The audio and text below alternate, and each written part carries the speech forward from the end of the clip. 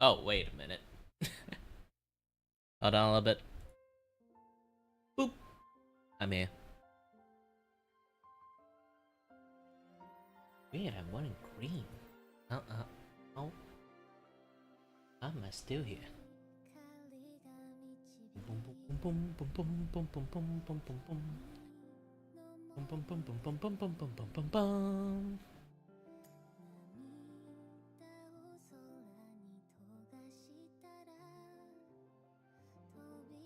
I really should lock that thing.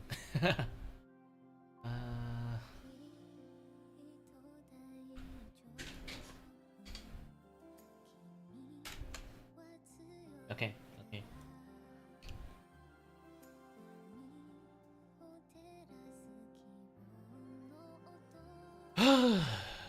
Hello there everyone. My name is Kirivako and I'm your host and your voice with the voice.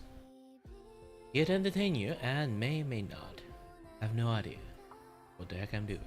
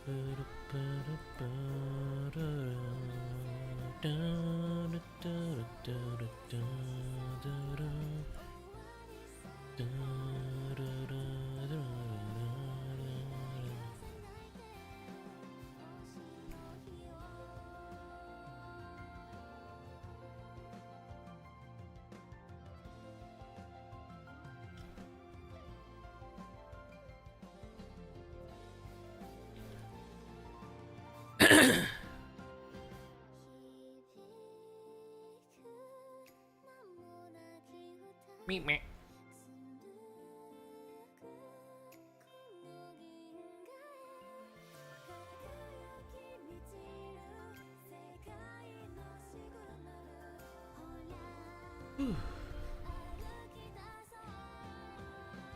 Oh yeah, I haven't restarted most of the thing yet. Hold on.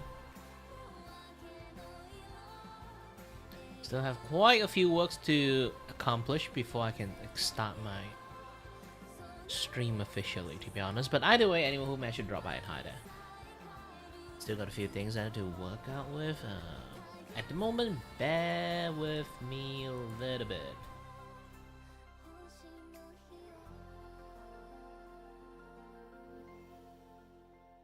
Today is just going to be a normal hangout day.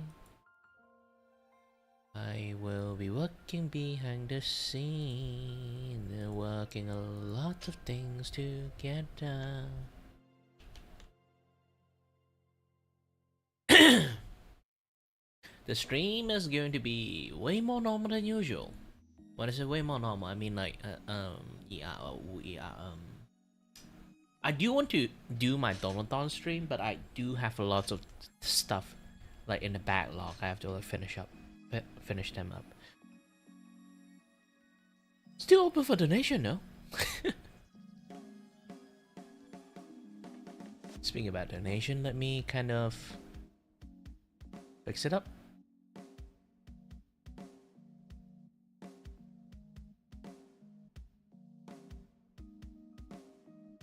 All right, share into.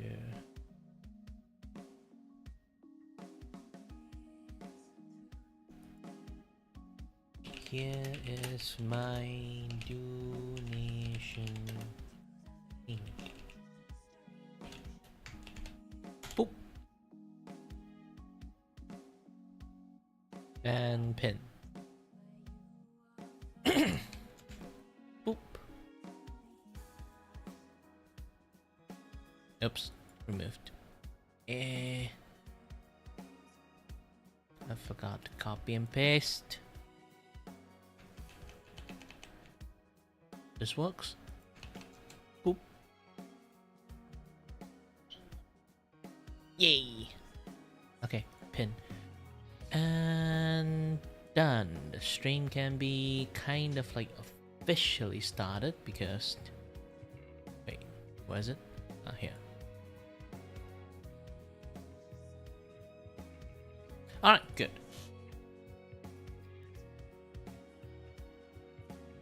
Let's do our normal standard usual opening. Hello there everyone, my name is Vtuber and I'm your host and your voice here to entertain you and may and may not. I have no idea what I'm doing.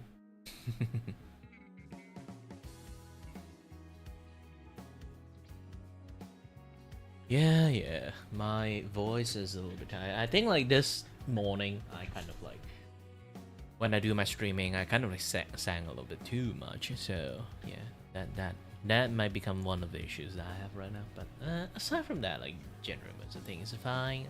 I hope, I guess. Let's go on to our workstations. Yeah, definitely it's not Link.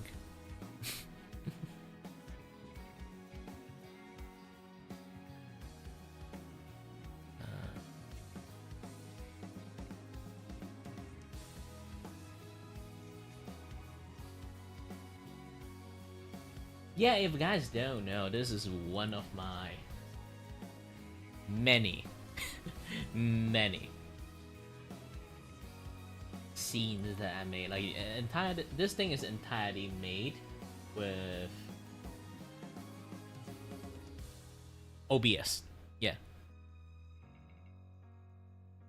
All the 3D stuff, all a little bit this, a little bit that, quite lots of other things. If you guys on the horizontal side didn't manage to see it because I don't exactly have like a horizontal mode for it. Not a horizontal, like vertical side of the mode for it. Yeah.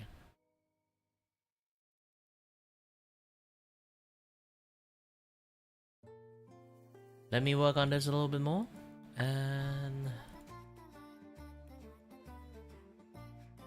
the music is a little bit that.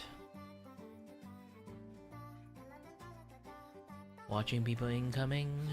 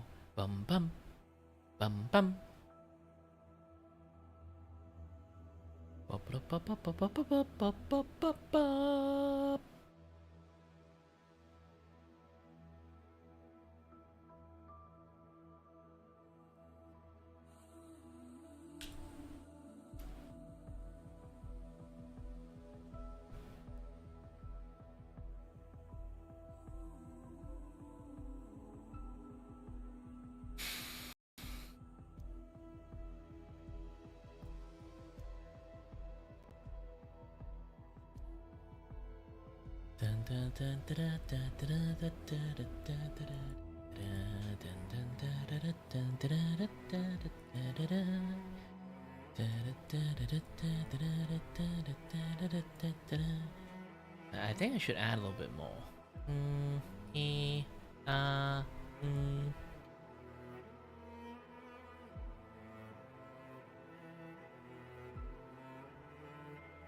Where's my other GIF? That is the shark one.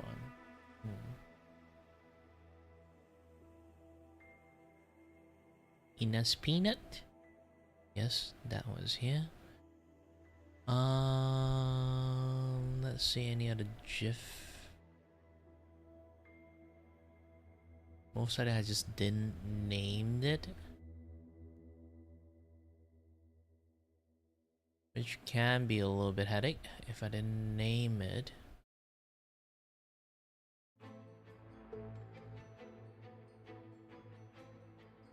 Chat borders, PNG, the other stuff, side image,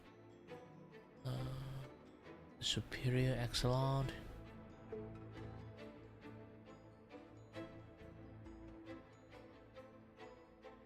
Time code, media data, dabidababab, white wall.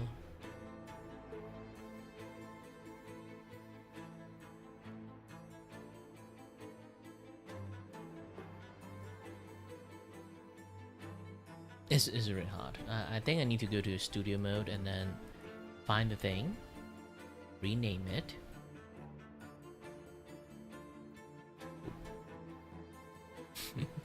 Show you guys this first. Why did? Let's go to the scene.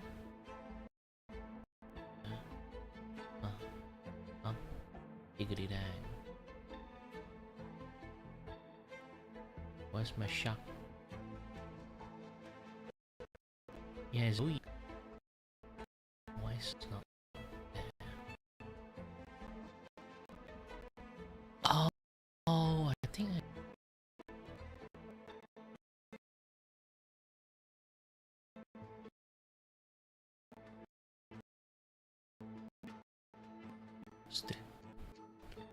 Sorry, it's a little bit lagging.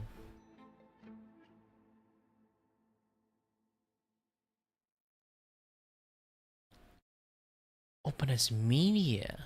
Zoeshark. I think it's Zoeshark that is the one that kind of like make my computer like super duper lag. I might have to remove her. Yes. And then the computer might lag a little bit. I need to convert the Zoeshark into a WebM file, so it would take a much more less load.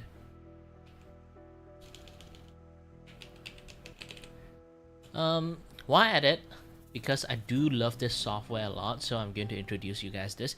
If you guys ever like do a lot of editing on video stuff, you know like how big the file is, and WebM format is actually quite a nice, like, or VP9 format is a very nice like compact format. You can kind of use it, not using it as a raw file, but using it as a complete like archive file, so you can reconvert them into a WebM file, so to kind of like you can like archive them in a much more like compact format. Because may the channel rest in peace, MXR. Which I learned, if bullshit stuff happens, okay, in your channels, even you kind of like already deleted the video, because like you trying to like test like, oh, is this thing like violated the TOS or something like that, you didn't know, because like YouTube always being so arbitrary on stuff, and suddenly like claim you did something wrong that you didn't. And especially like that something is like sometimes like, you know, like YouTube AI love to like randomly claim you did something, but yeah, the thing is like, and then you actually don't know, because like you already delete the video before you even uploaded it, like it become issues. But that's the thing, like YouTube have your video archived, so they know. They would tell you that, oh, you violated some random bullshit, and then you'll be like, I don't know, the video is already like deleted like 4 years ago. Now you just suddenly dig it back out. Like those kind of issues can happen. Like you hearing it, you might say like, oh wait, like this thing exists? Yes, they actually did happen once to them, and which is again ridiculous. And it's like a few years old file, so like they don't even have like the file anymore, which is incredibly unfair.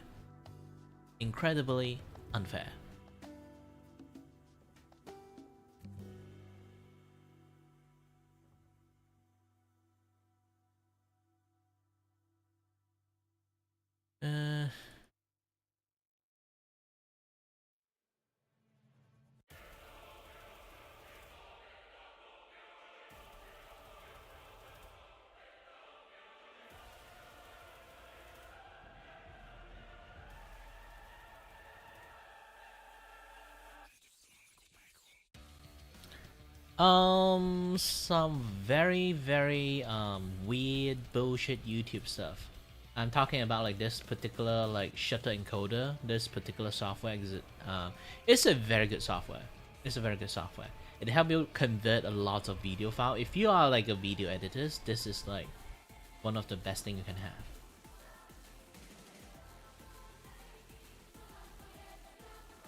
So I'm going to convert this thing into VPN since it has transparency.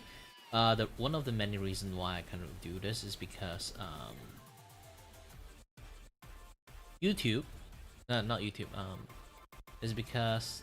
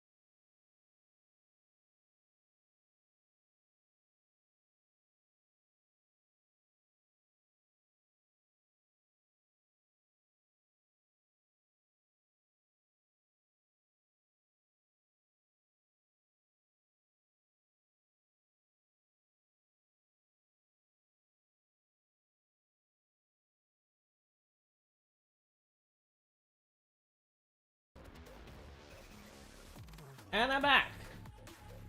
I hope. Yeah, it's weird. It's weird.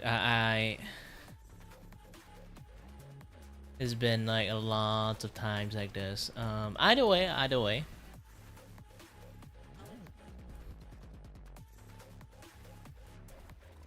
Either way, either way, either way, either way.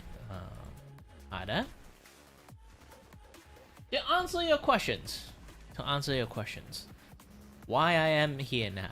Well, for one thing, it's like I took a nap. It's fine. I'm gonna keep working.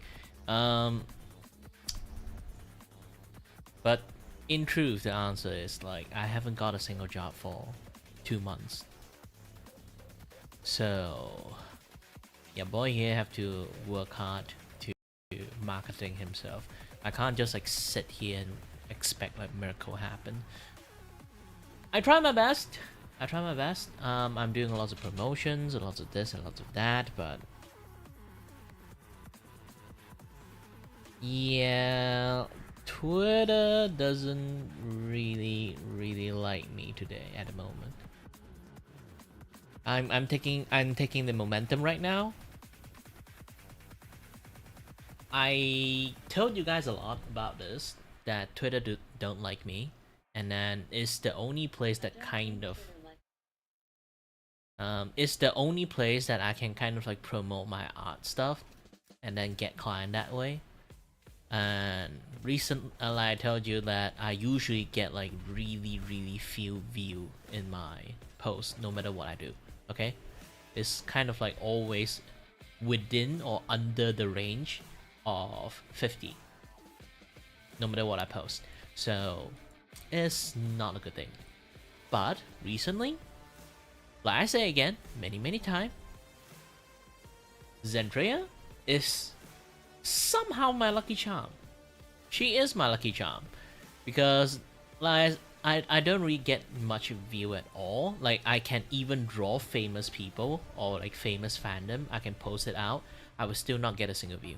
That's a weird thing. The only time that my view get like a breakthrough is drawing Zentreya for some reasons. I don't know why. That community like my art, I guess.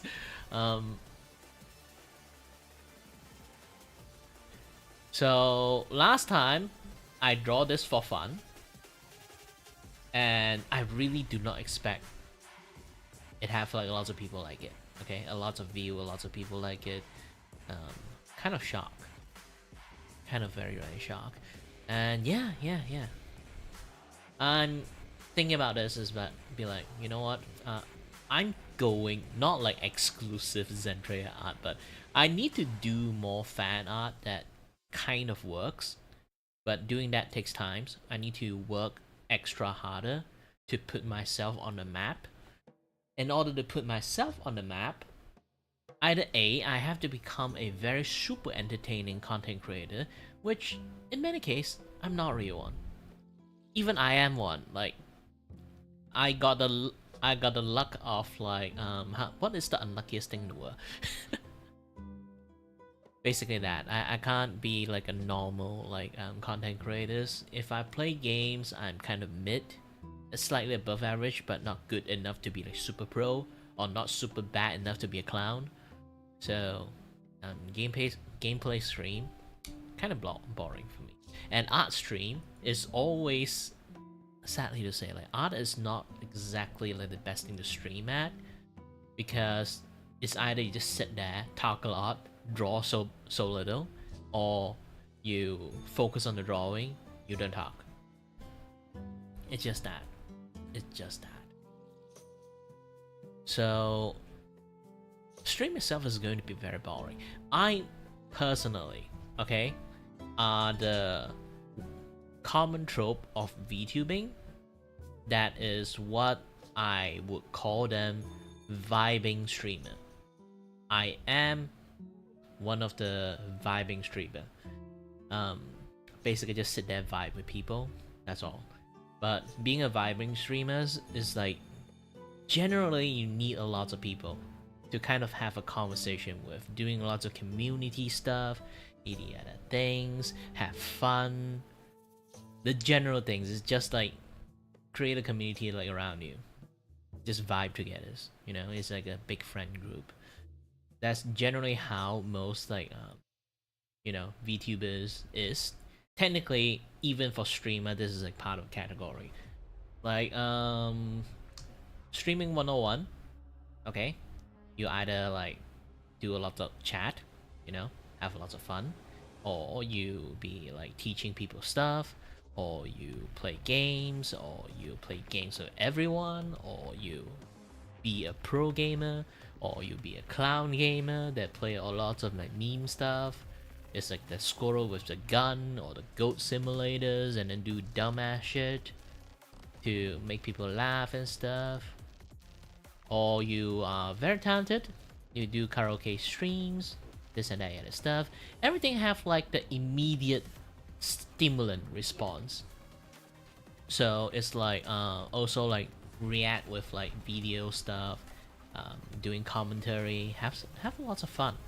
Like generally those are how things works to entertain people. Drawing, like I say again, not that entertaining. Even no matter how much you multitask, you're not focusing on the art that much if you just do chatting. But if you're too focusing on the art, you're not chatting. And neglected people. So art is one of the most difficult content. Yes, so they need reactionary content.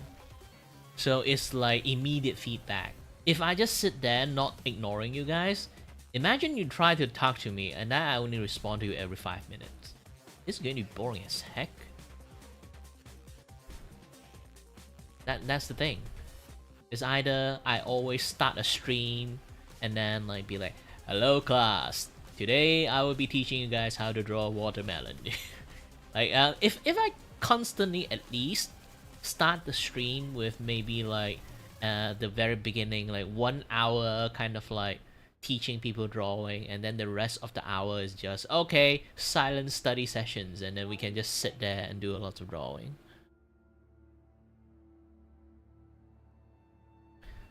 So yeah.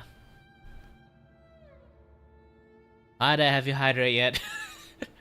I already hydrated. Actually, I drank a little bit too much. Either way, yeah. I'm talking about like the type of streamers that exist. Yeah, I'm not exactly going to say I'm the best streamer in the world. It's just that I'm good at yapping. I'm good at vibing and chatting with people. Yeah, it's basically they need to always talk. In some sense, they have to always talk. They have to know a lot of stuff, this and that other stuff. I essentially used to be very good at that. And I'm still very good at that. But here's the problem. You need audience to have a back and forth conversations. Tetris. The most chillest game in the world.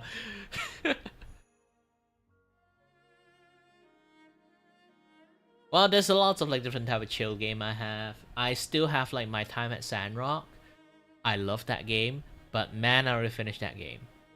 Or I can replay it again, but I don't know who to romance after that. I already got my wife. Nia is my best wife. Okay. Oh, I love that game. My time at Sandrock is a very interesting game. It's like a Stardew Valley. Oh, yeah. Have you tried Tetris.io? Or you call it Tetrio?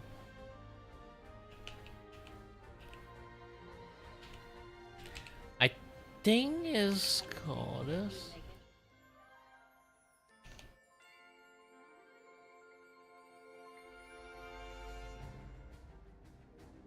Yeah, this one. It's fun. It's really fun. It's a very fun game.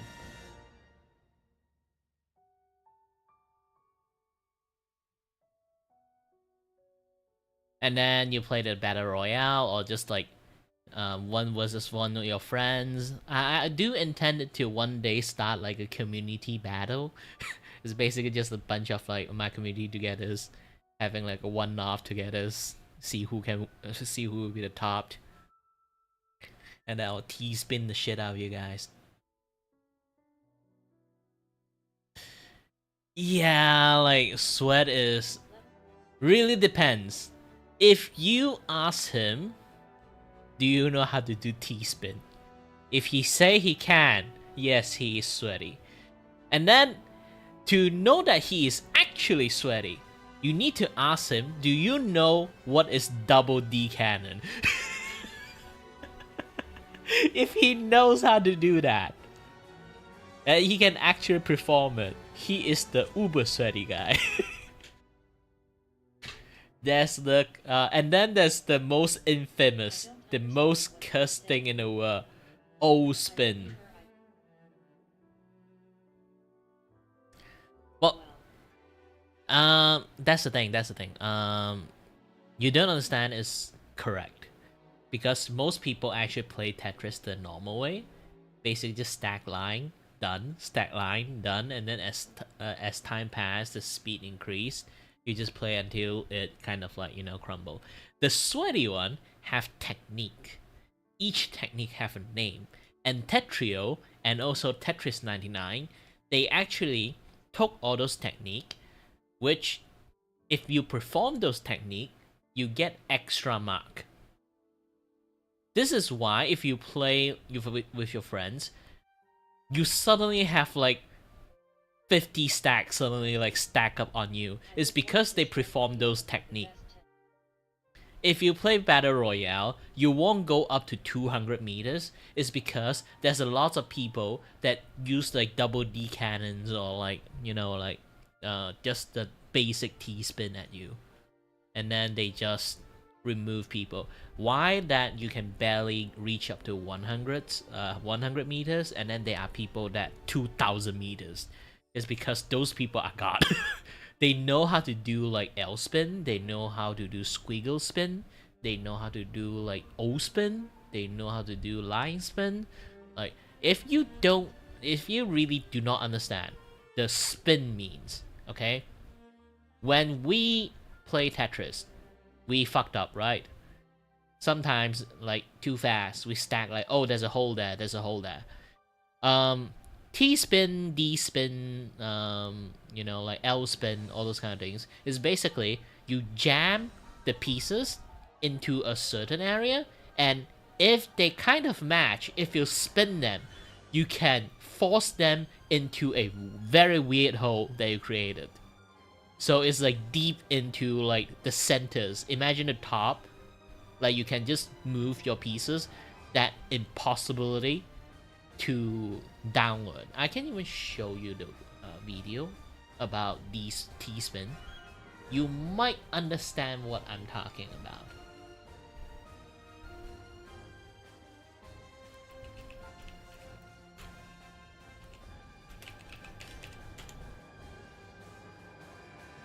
T-spin is known as one of the most basic one, because it's the easiest to perform and the easiest to set up. Because you can spin either way. Sometimes you can spin to the left, sometimes you can spin to the right. Like those kind of things. Let me change the scene.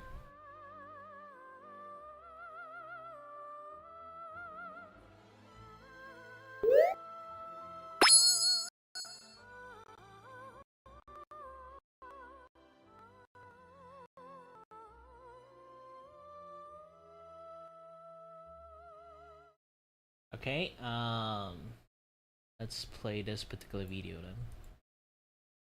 Gotron88 here with a beginner's guide on how to do T-spins. With a TP.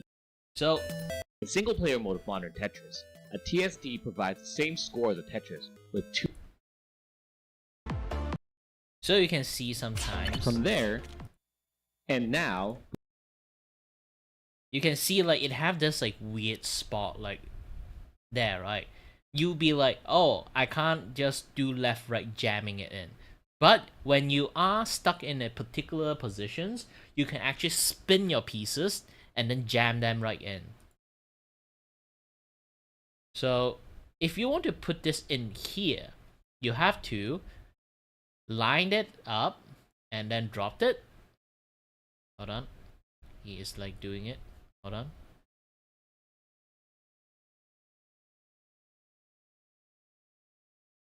So you can see he will do this. He will stuck this in this here, but and then he would do a spin, and then it's called a T spin. Basically rotate the pieces.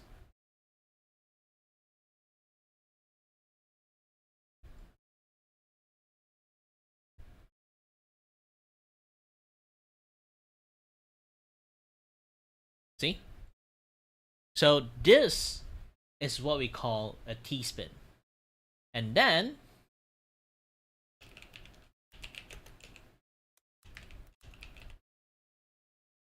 there is the double T cannon,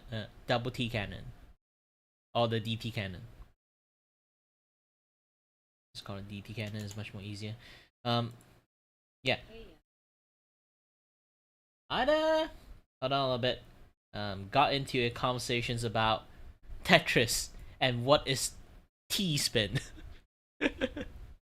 You can see this is the highest. I won't say highest level, the advanced level, because the highest level is the squiggle spin and then the LP spin, all those kind of spin that require you to input left, right. The T spin normally you can just like spin one direction, it will always win.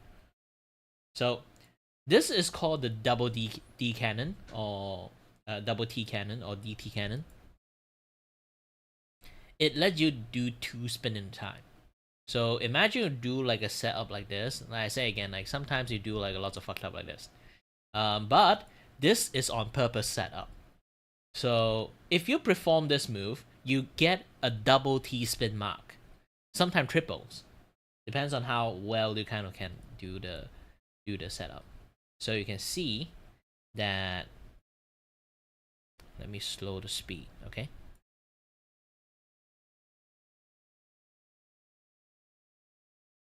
So you see, he put a setup here.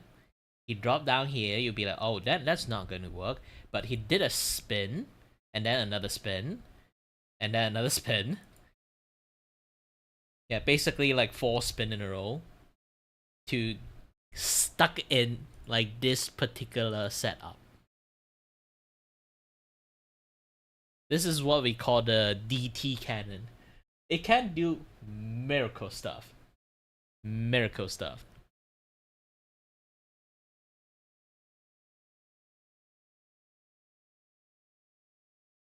This is why there's a very big distinguish with like the normal. Yeah, there's a very big distinguish with a person who just good at the classic Tetris, and the people who can perform this very very sweaty move. It's called the spin stuff. If they understand spin stuff, they are the true sweaty guy.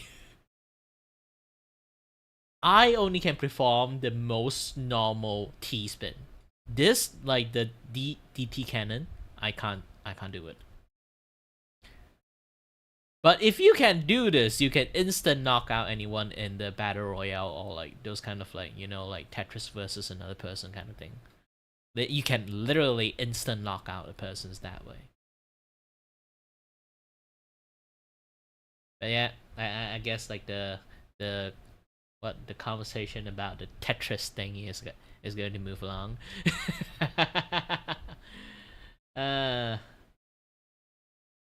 But why are we like in that particular conversations? There's lots of things to talk about. It's like one of them. Ta-da! I'm making another Zentreya artwork. I think you already see it in the thingy.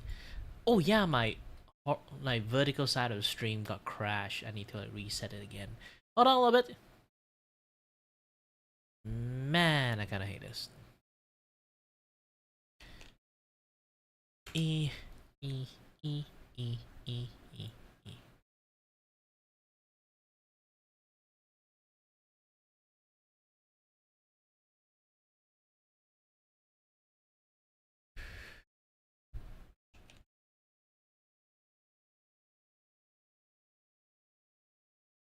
Imagine Zash just came here, wanted to talk about art, and now was talking about DT Cannon, and then he got like super knocked out by some random like super sweaty Tetris player, and then got like PTSD and then ran away. That would be fucking hilarious.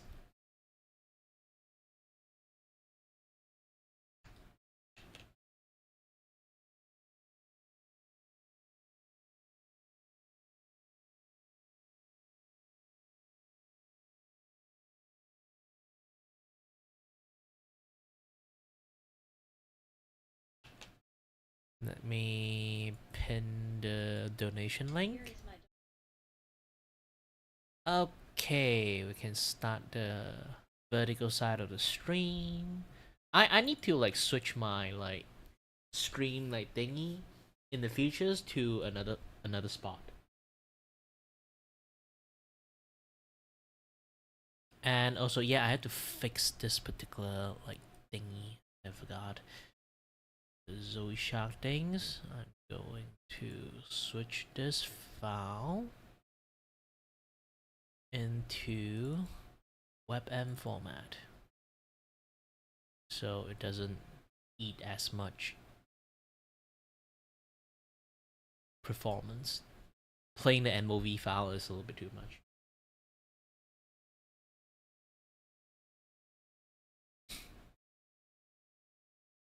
I guess sometimes like my stream is like extremely lag because of that particular thing too. Either way, yeah.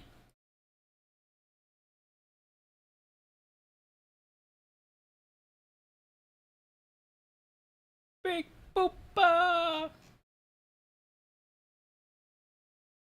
Yes, I still got lots of things to do the polishing. This is just a sketch, by the way. Yes, it is just a sketch. It's because like there's a lot of like robot parts they have. I kind of like have to like make like one sketch is about the pose, general posing, and then another sketch is like the detail on the robot parts. Like I told a lot of people before, my carving style have like one big weakness. That weakness is, um, yeah, that weakness is like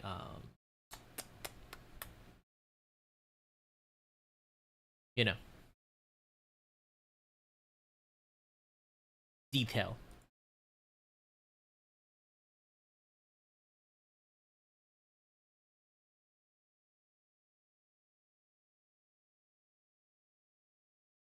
Let me open media. Zoe Shop Bob. Just going to shrink it. Put it here.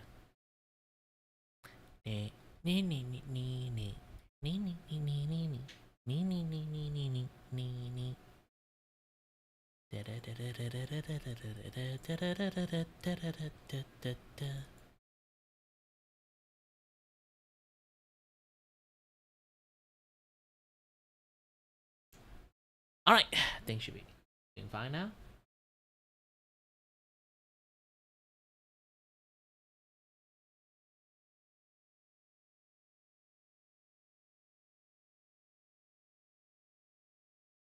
But yeah, not getting a job for quite a while is kind of like a bitch and a half. I've been saying like things like a bitch and a half a lot lately. Is basically like stuff happening is basically more than a bitch and a half at the moment. But yeah, that's like a general just shout the idea. I didn't really know like why things are this now, but yeah. Supposed to be working fine.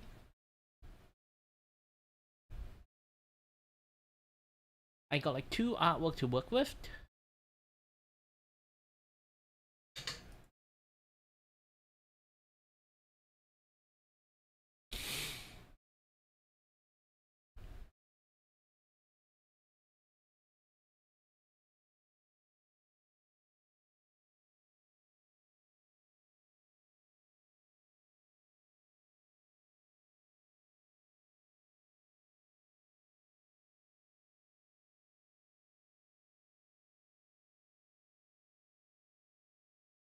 Let's copy and paste my screen.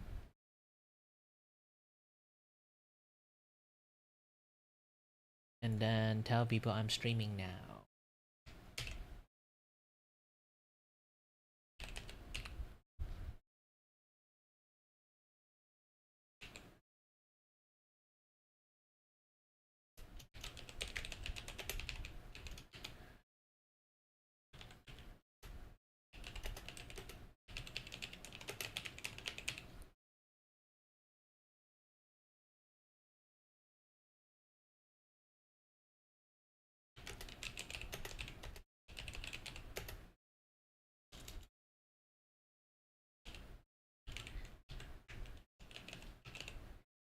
Attempt.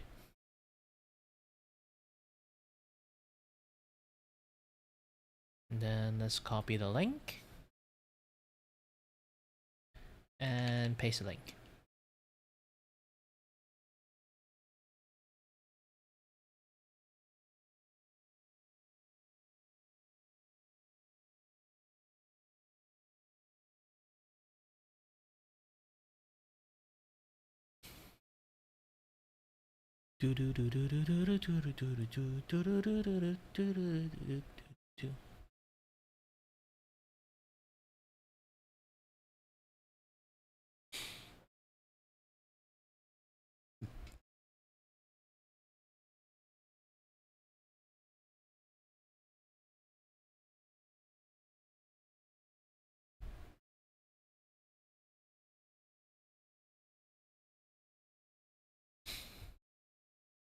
Alright, I guess like most of the stuff is already like completed. Right now, this particular one, if you guys don't know what I'm doing, I personally still don't know what I'm doing. Still, I think like the head shape is a little wrong. Need to fix this one up. Hold on a little bit. Let me wear my drawing glove.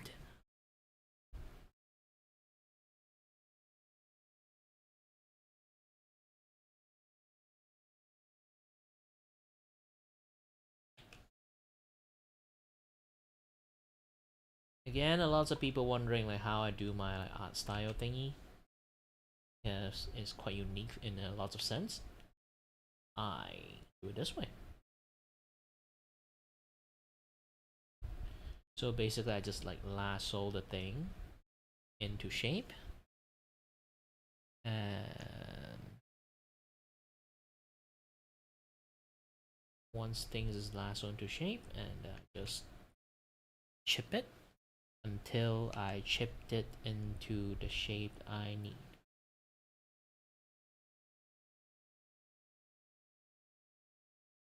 See? So this way I have much more like, I won't really say editing power. It's more like I get much more control of what I want to see. But this is actually the very first time I'm using this to... Yeah, this is actually my first ever time I'm using this to do animations, because I do see the difficulty of actually using this to create animations, because it's going to take a long time to like do whatever the things that I want. So yeah, it can be a little bit hard.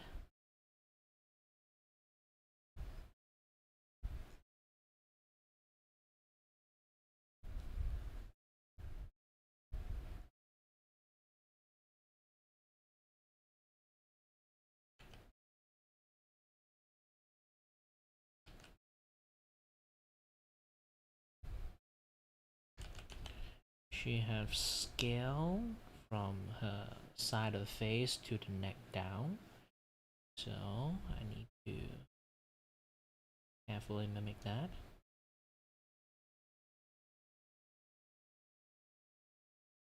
And then I think like one of the hardest thing for this particular method is to keep the consistency of the artwork, because again, this is like a very extremely handcrafted piece. So imagine you try to do woodwork, but you want to use your woodworking skill to create animations. It's not like not possible. Those kind of like, you know, have you kind of like see something like the rotoscope thingy? Yeah, there are like wooden doll version of it, so it's not like it's not possible. It's just going to take significantly more effort to make it.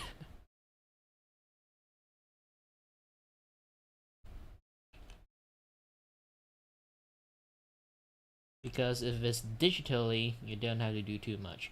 But for me, the way I do it is so handicraft way. Basically, those old stick videos. You can, not like stick bot video. It's more like, you know, they have like a bunch of like I think I can show you guys a video about this. Hold on, let me try to like find it.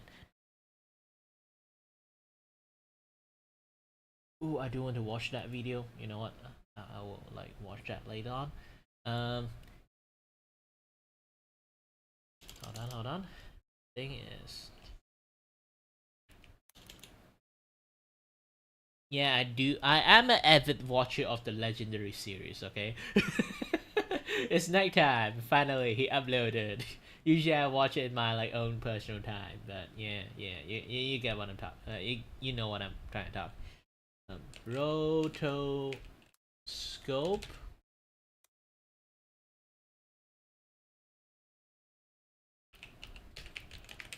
Physical. Not this kind of rotoscope. Like rotoscope is a technique, but it's come from an actual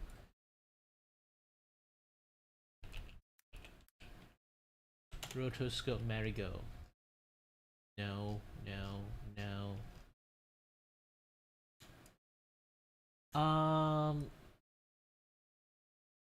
Rotoscope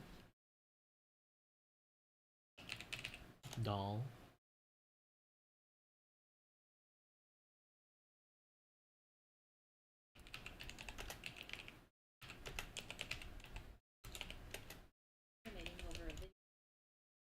No, it's a different thing. It's like you know they have like a bunch of like frog like carved into like a disc, and then they spin it and it kind of animated like that one.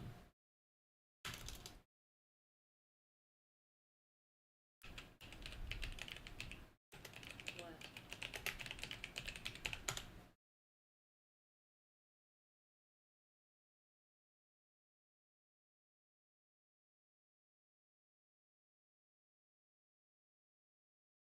I think it's this.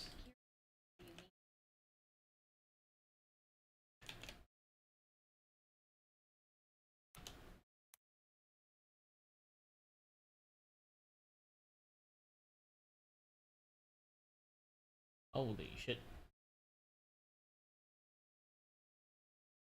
Holy shit.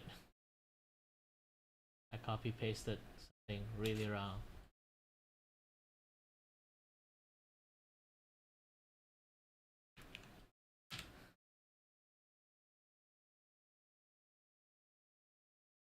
They name it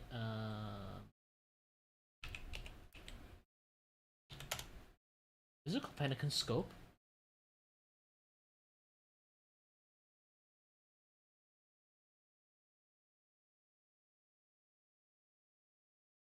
Yeah, it's called Pelican scope, but much more physical.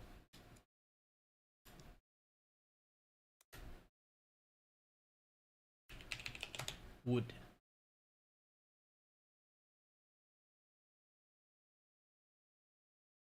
Um, let me try to search it other way. Hold on.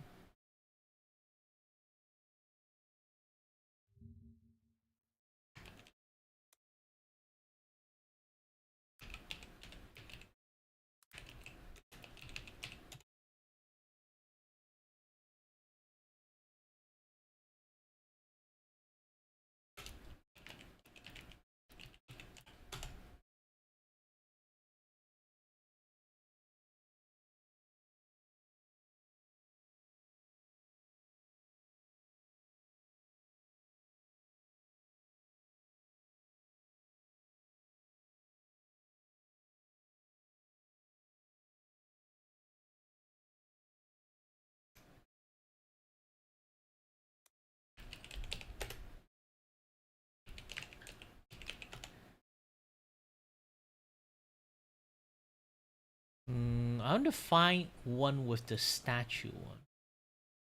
Aha! Found you! Okay, let's try to find it. Penguin. I hope they show this one. Ah, yes. This is a physical form of like the pentacle scope. Let me put it in here. So they actually carved the penguin one by one, and then they spin this thing. It was so fast you perceived it as animations. Let me show again. What the hell?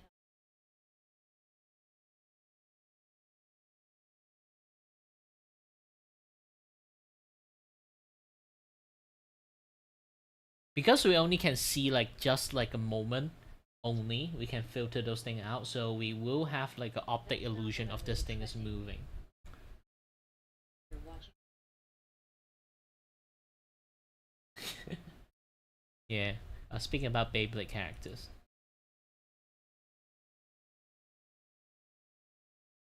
I found that guy.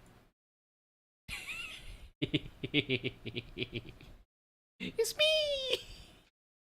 With red highlight!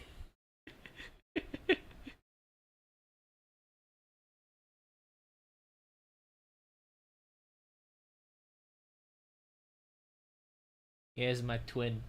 My spike is on the left. His spike is on the right.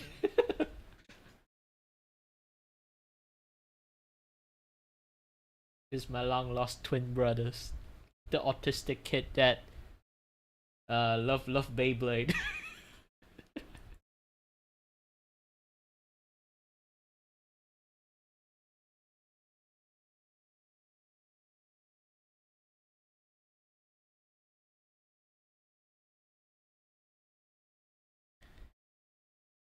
And then there's still another one too.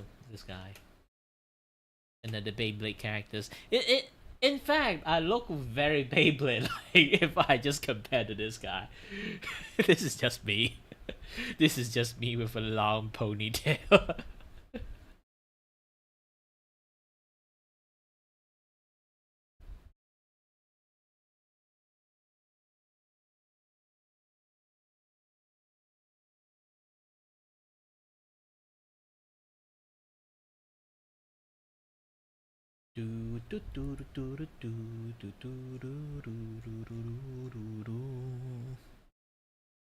So yeah.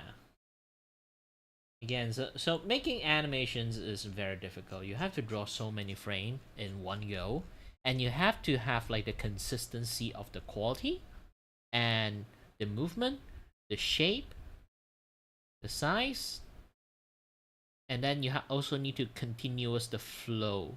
You need to capture the flow of the thing. So if I use a carving style to draw every piece of line art, it's going to be very, very expensive.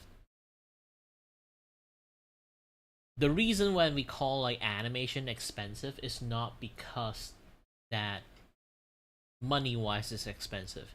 It's the time you're going to spend on each frame is expensive.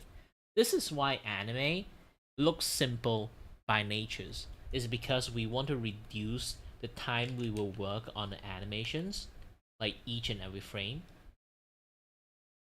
That's why like one frame man exists. They trying to reduce. They using a lot of like tricks to kind of like reduce their workload, but they overuse it so much it becomes very visible, like scuffed.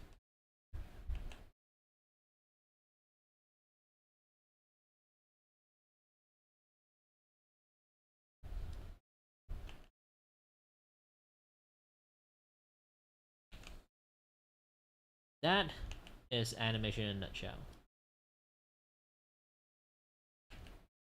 So imagine right now I draw this strand of hair in here and then this strand of hair in here. So if my character going to do this move, it need to maintain this two strand kind of like exist. I can't just have like this two strand of hair and then he do one other movement and then like the hair sort of like just disappeared. It need a consistency. So the more complicated stuff that I draw onto this character is going to be more complicatedly like I have to like follow it for the sake of consistency.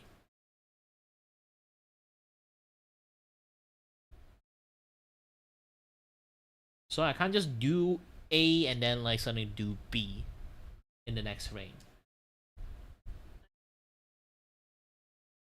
This is why animations is, while look cheap, is expensive. Because you have to consider that within 1 second, that person draw 24 image, or 12 image, or 8 image. Within a second.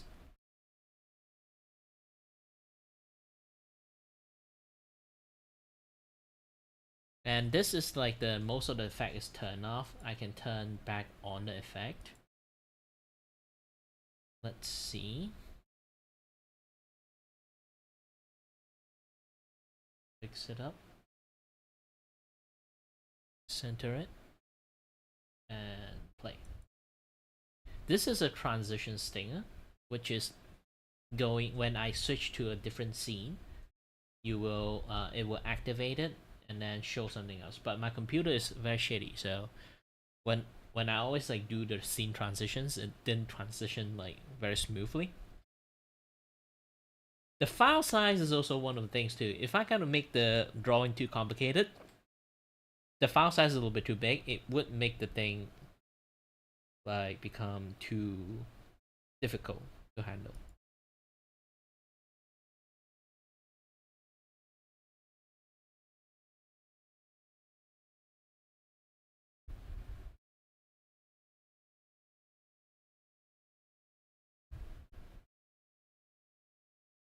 To re-render this one more time, I need a crack. The concept of this animation stinger is basically she sang inside this box so hard the entire screen cracked, and then they moved to the next scene.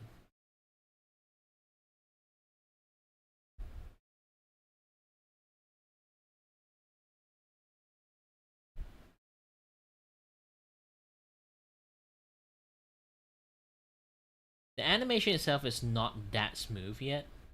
I still like fixing the kink and stuff. This is just a placeholder for most of the things, even like the animation movement. So this is what most people would just see their end.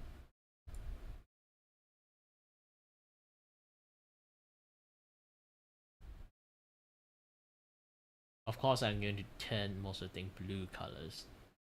Theme is kind of bluish.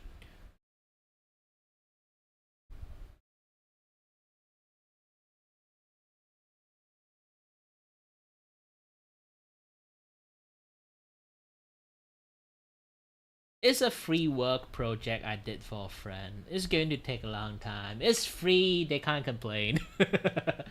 If they paid me, I will like do faster. If it's free, I'm only do it in my own personal volitions, you know.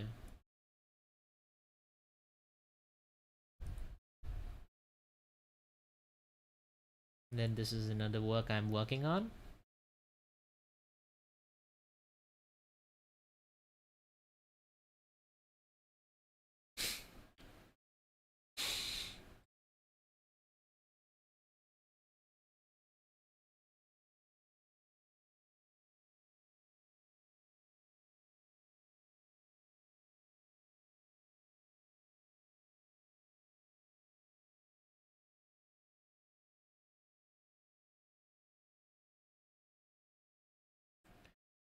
Hold on a little bit. I feel like there's something missing here.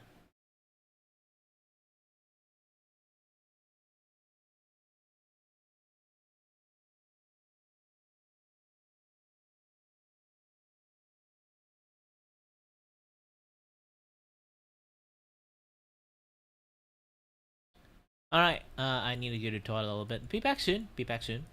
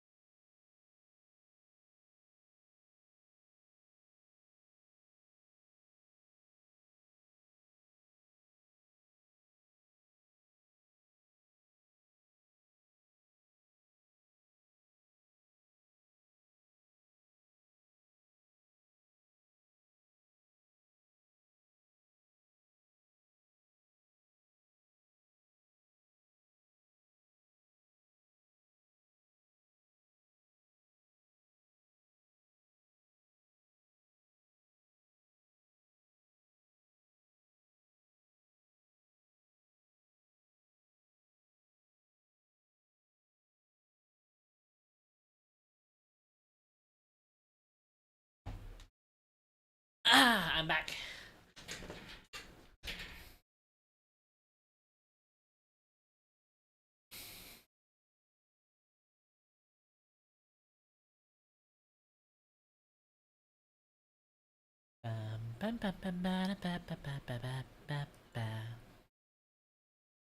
Hello there.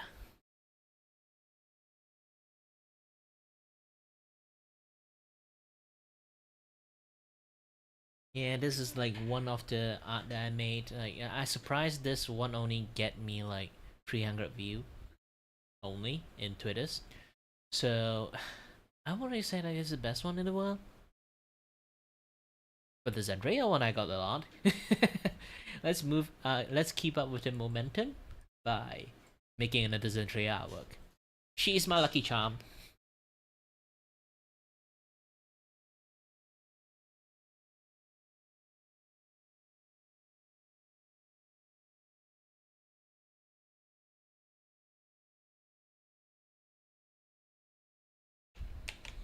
Okay, I'm going to transparent this one as much as possible because I don't want to be relying on, you know, the movement a little bit too much. I'm going to use carving style on this particular one. It's going to be very difficult to do it because I don't think like carving style can do like the digital face like this properly. But I'll try.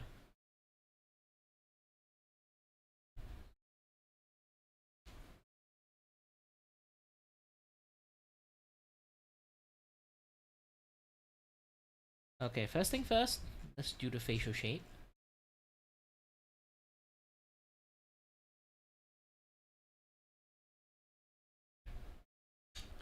This is how I normally start with. Facial shape thingy. But this time, going to be different. And hi there, it's me again.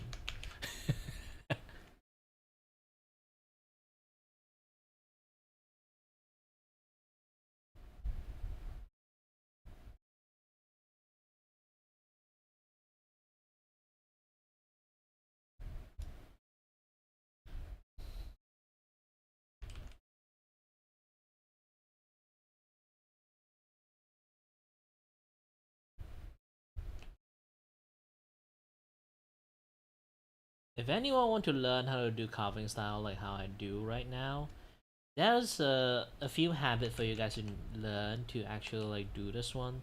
For one, you do obviously need the requirement of have this like instant lasso tool. If you don't have, you can't even perform in the first place. It's like you need the correct tool to do the correct technique.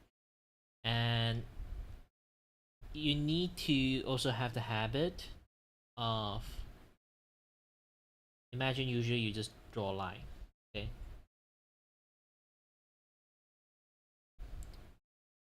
You just usually just draw a line, but you need to have like a habit of draw a line and also know how to cut the line between to get this particular part. Like you have to erase the in between part to get what you want. In order to do that, you kind of have to either A, get used to like draw a thick line, then use a smaller line to cut a hollow shape out. This requires a lot of fine control. You can use a lot of stabilization if you wanted. Or, second way, okay? Second way to do it is to, when you draw, imagine you have like a, okay, let's use some empty place to do this, okay? So, imagine you have like a face in here.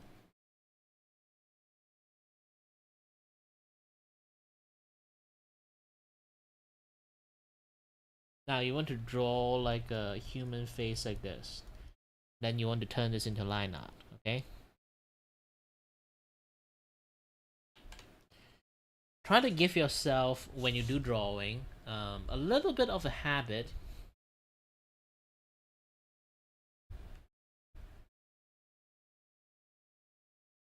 of doing things like this.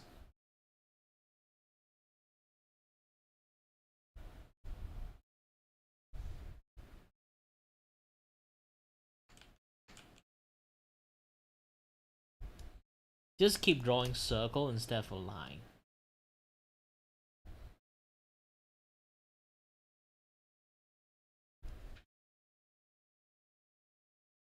So once you get used to it, you'll be able to draw like me. It's like the most basic practice for like completing this particular like art style.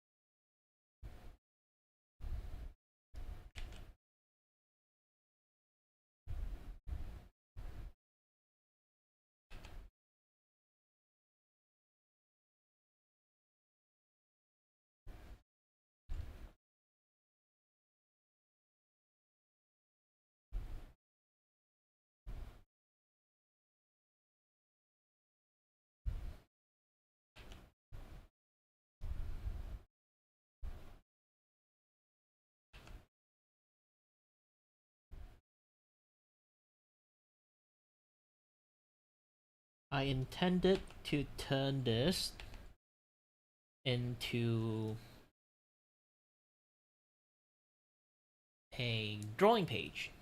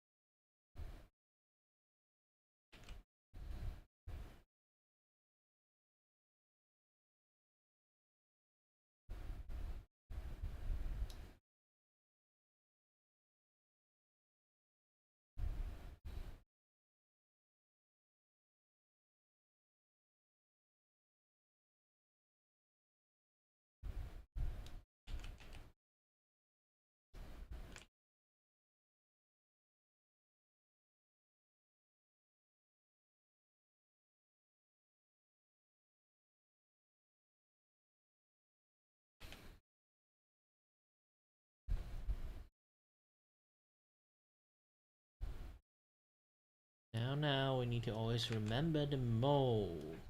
Okay?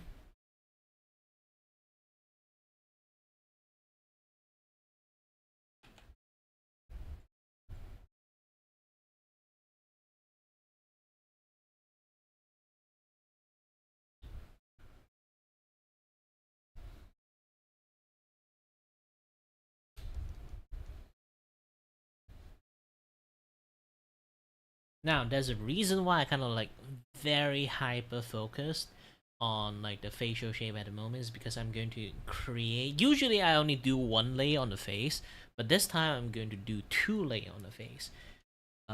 It is going to be hard to explain. Like the mask itself is going to be right on top of like the facial structures. So I'm going to like half-ass like most of like the facial feature stuff, and even the eye, I'm going to kind of like separate them.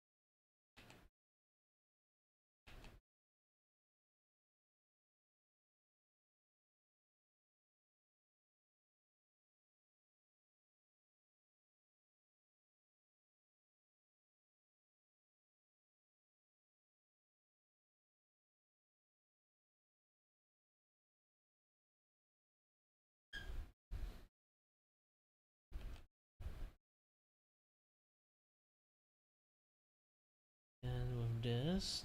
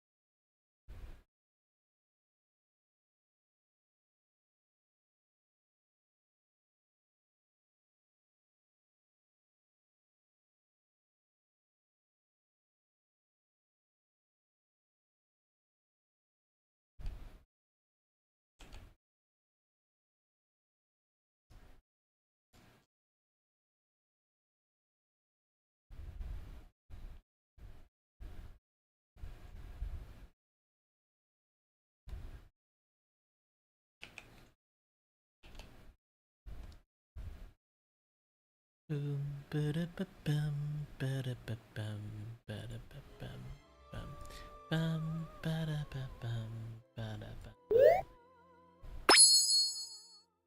ba-da-ba-bum, bum. I'll be working behind the scene. I'll watch the legendary series myself. You guys can't watch it.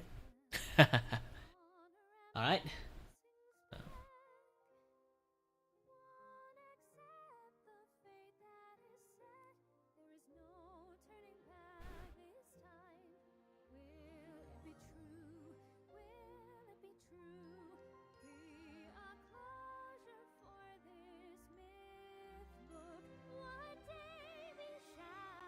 Oh no, I'm not end of stream. I'm still streaming.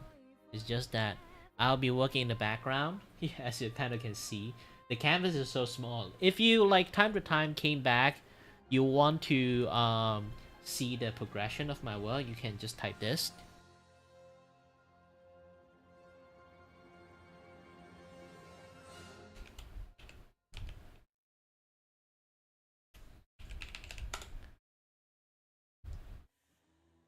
Oops, press the wrong zoom. This is the wrong zoom! You need for the art zoom.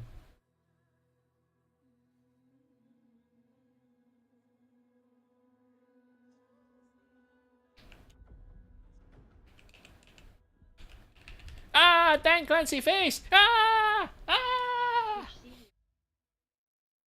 Ah! My nightmare! Ah!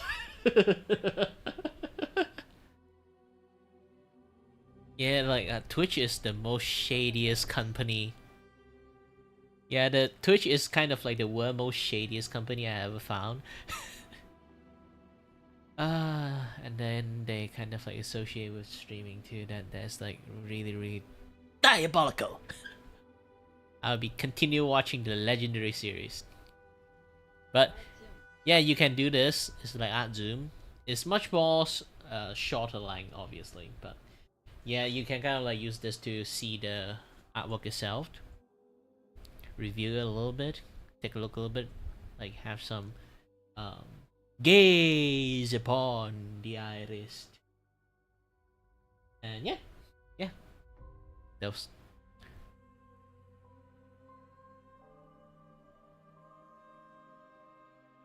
It's pretty fun. It's a little bit interactive. But this kind of interactive only on horizontal stream. On the vertical side of stream, you guys are kind of lucked out.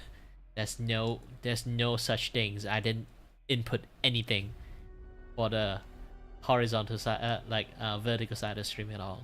You guys got a shot on the stick. Just come to my horizontal side of the stream.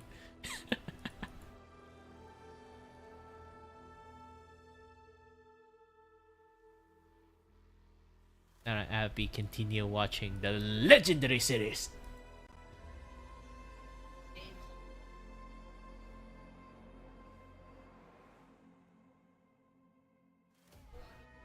Ah! Flashbang.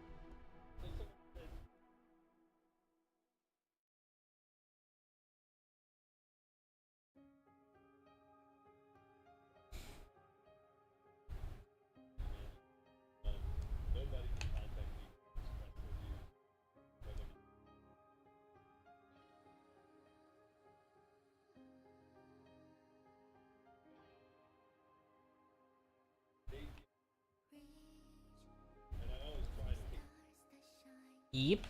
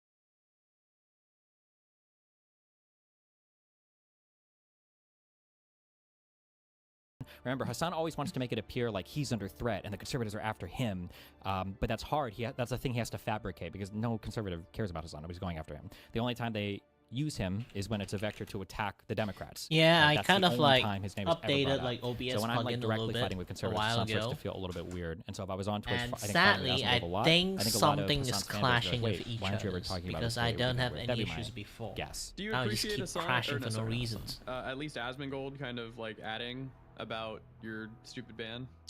I mean, I guess, yeah.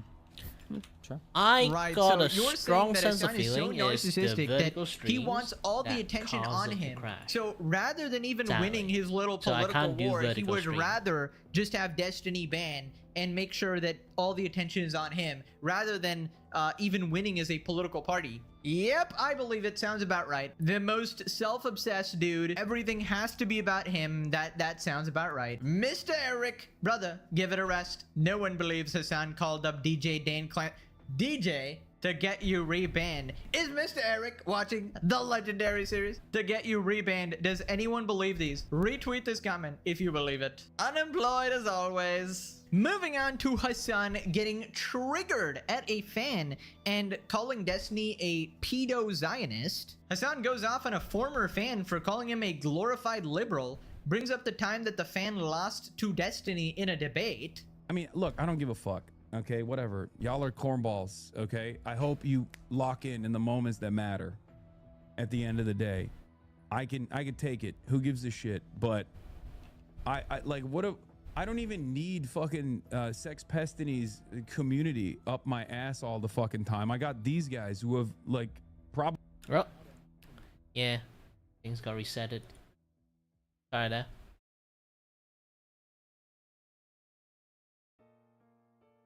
Ew. Let you guys hear Hassan voice. Ew. Sorry.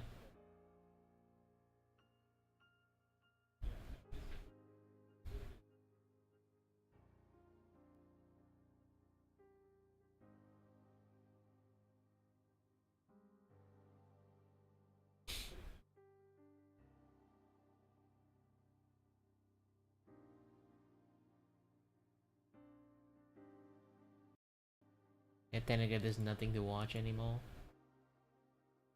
Take a look. Any other funny stuff to watch?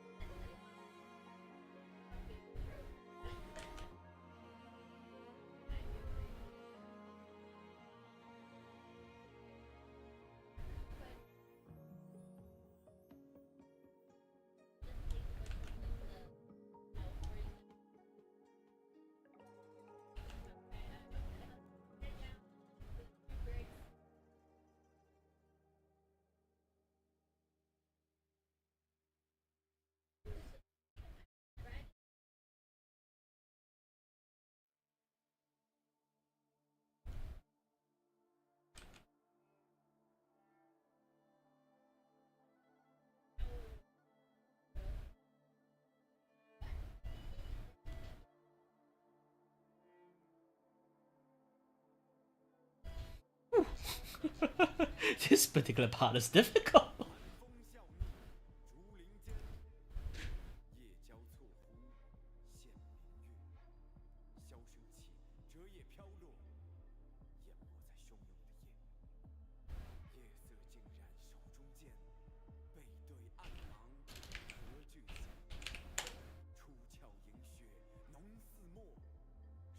Let's watch some unhinged moron, okay? While I'm working.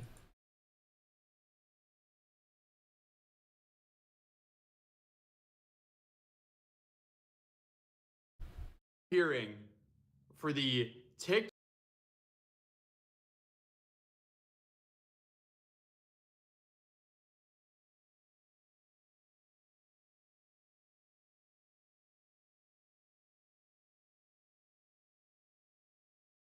Oh yeah, this one. Identities and so on. But Let's me, finish this watching YouTube this. Let's watch it together. rapper made over $100 million selling virtual farm animals that apparently had a better investment strategy than half a crypto. Yeah, this is definitely one of those stories that I'm Hi sitting there, here like, how did this Kings. happen? Why did this happen? I can't believe that it happened. I just have so many questions about it. As I was researching this video, I'm sitting here like, kind of in disbelief, because it kind of sounds a little bit less like financial crime and more like some weird Black Mirror episode. Because the thing this guy did, he didn't rob a bank. No, he didn't hack some massive institution or company. No, he allegedly convinced over 100,000 people to invest real money into virtual cows inside of a mobile game, and he somehow turned that into one of the biggest fraud scandals in modern Turkish history. Okay, so meet Mehmet Aydin, a Turkish entrepreneur and former rapper. Yes, the international fugitive accused of running a massive Ponzi scheme was also, I guess, a YouTube rapper. But Aydin reportedly uploaded rap music online under the name of Ego Man, which in hindsight might be a little bit of a subtle hint that he would have the ego to, you know, run $100 million Ponzi. But I guess it's safe to say the music videos are just a little bit cursed. But yeah, there was a tweet that said, I would definitely trust that guy with $145 million. You see, anything is possible in life. Apparently, this guy can steal over $100 million.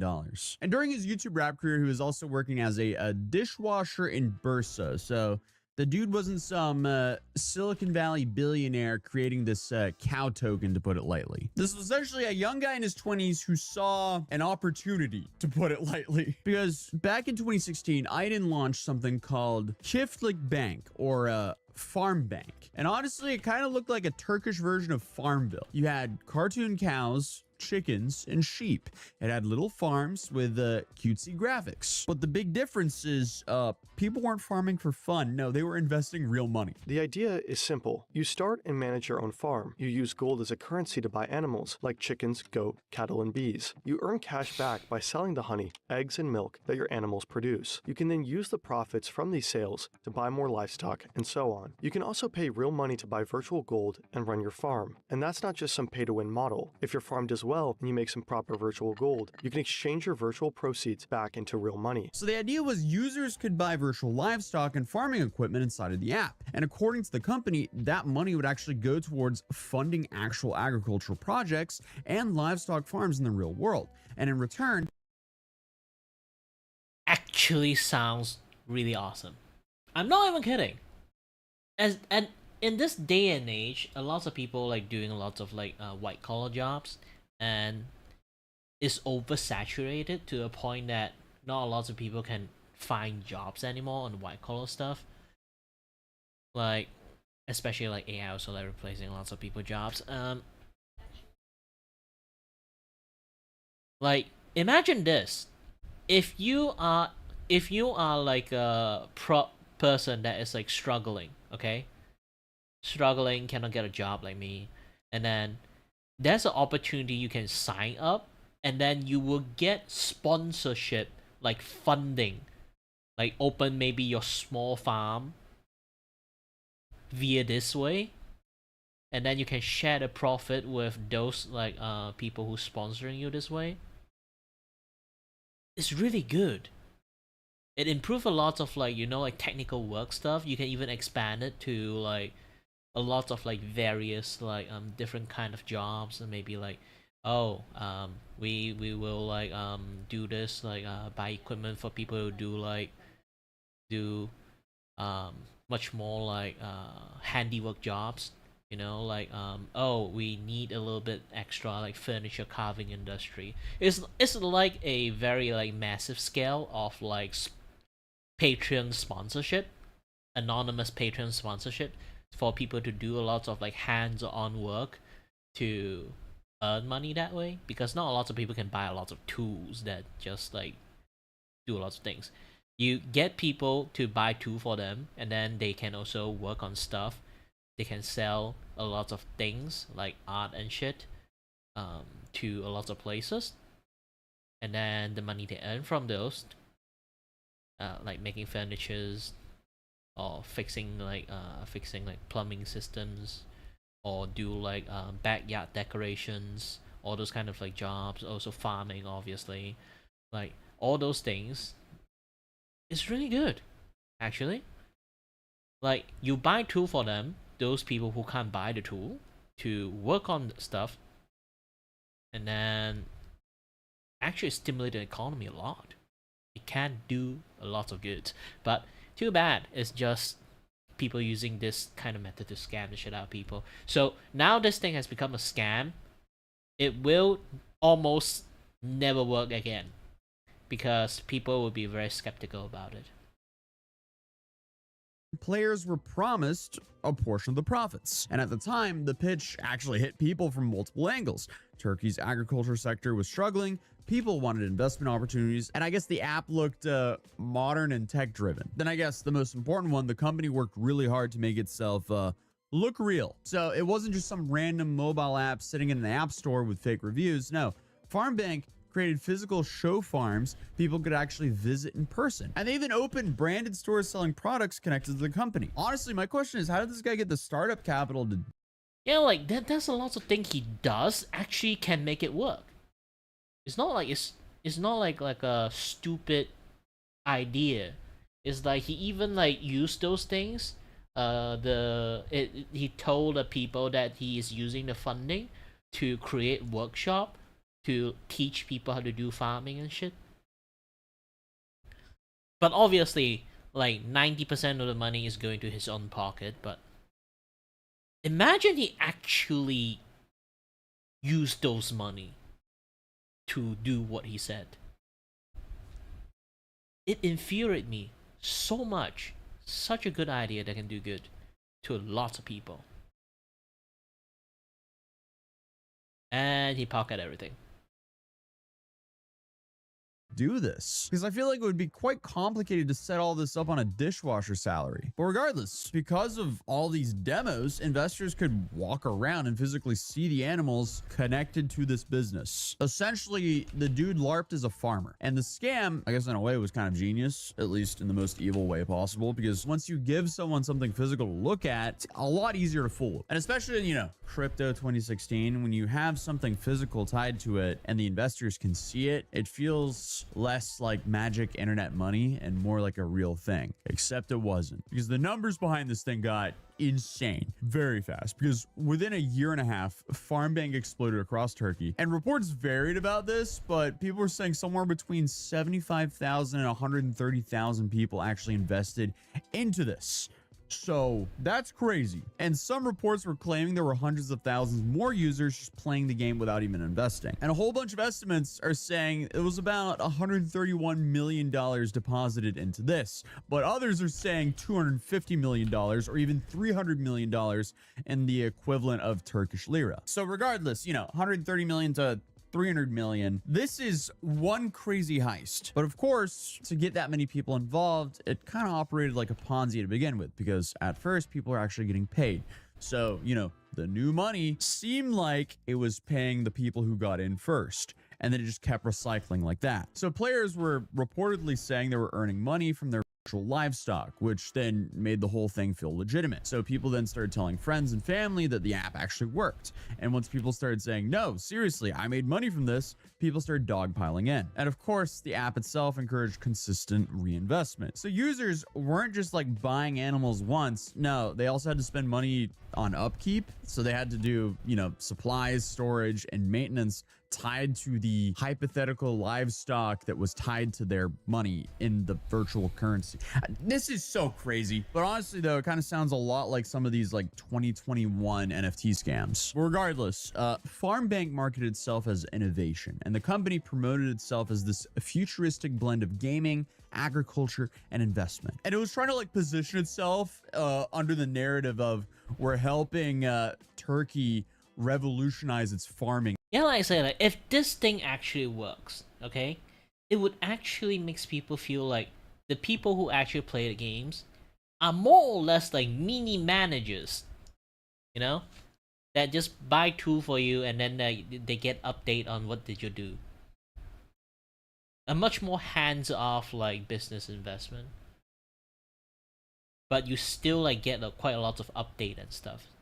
Imagine you'd be like, oh, I have a farm with like 50 chickens in there, and then like I can like estimate it to produce like this many eggs. But if I can't, I personally like think I'm playing games, so I would like go to like if that game itself have like service to let you see like, oh, if like you don't produce enough like eggs, like what is the issues. Maybe it's the environment issues, maybe like the equipment is not good enough, like you don't have like a nice like hen house or something like that, or like the rooster is the dick in there, you need to find a way to like to de-stress the chicken or something like that. And then they go and search a little bit like quote unquote like meta gaming, and then they will like find like a lot of like rules, and then they would like hands in and say like, hey, I give you this tool, like do this for chicken, and then like let's see like we get like good result after like a month or something. I say again, like I won't really say gamify the job itself. Like it makes people who like don't even have basic understand, like give them a willingness to go and learn the stuff they want to invest by creating the things to become an entertainment for them. Rich people love that shit. Okay, you give them management game, they loved it. But tie the management game with a little bit of reality itself. I know it's a little bit difficult to actually pull it off, but if it does, it will work wonders.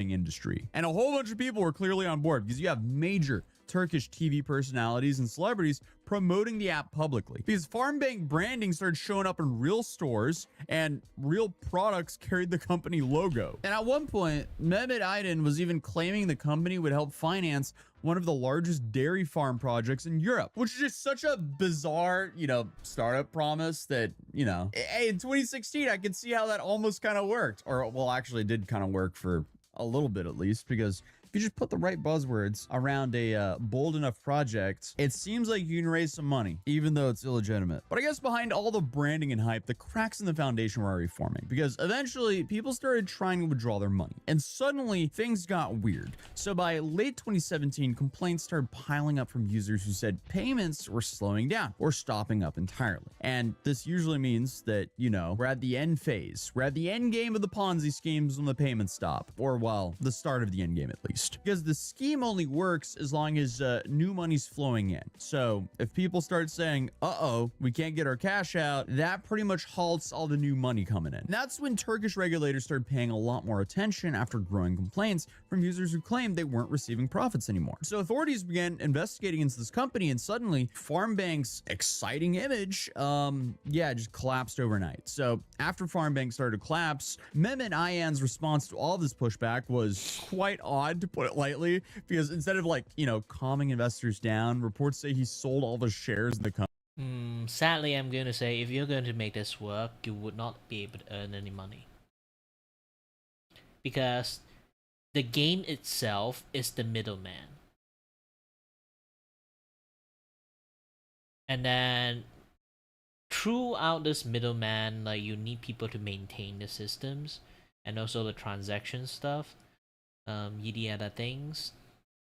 And you have to optimize like the payment stuff to the maximum. Lots of management need to be happening.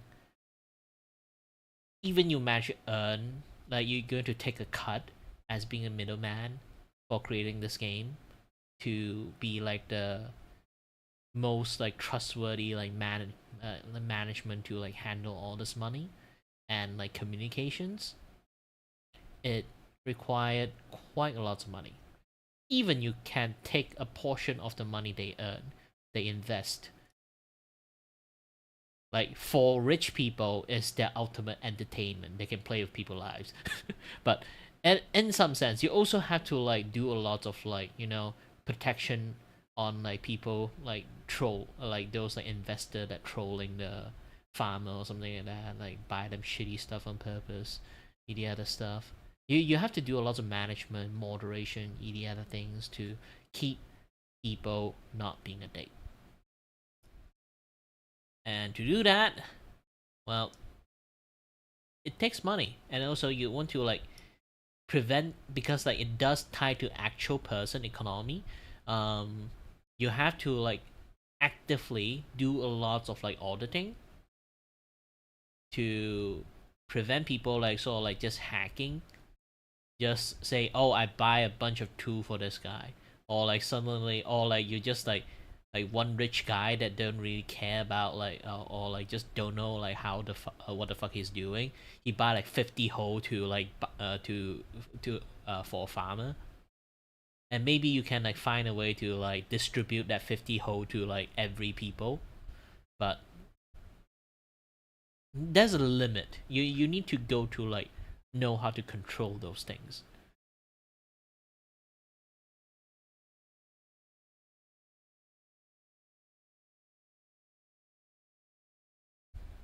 So yeah, even you like they say like they do a lot of merchandising sales, this and that, yeah, that stuff. So they do earn extra money on that, but merchandising itself also require a lot of funding to actually make it in the first place. The art, the copyright things, the other stuff, quite a lot.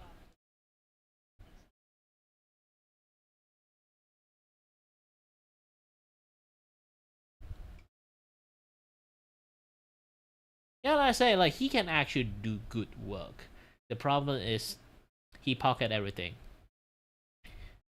How he got caught, like later on he ran away, and how he got caught is also very fucking hilarious.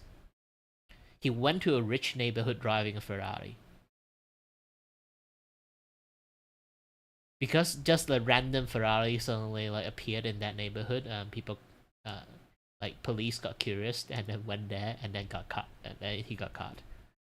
Like, bro, you went to hiding. You shouldn't drive a supercar Ferrari like going everywhere.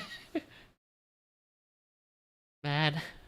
Company and start backing away from the business right as panic was at its peak. That's kind of like the financial equivalent of you're sitting on a plane, intense turbulence hits, and suddenly you see the pilot leave the cockpit in a parachute, open the door, and jump out. Yeah, it's not a good sign. Well, then in early 2018, Farmbank announced that it would stop accepting new users and suspended profit payments. And authorities eventually seized company assets and launched a criminal investigation into what prosecutors described as a massive fraud operation involving organized criminal activity and money laundering.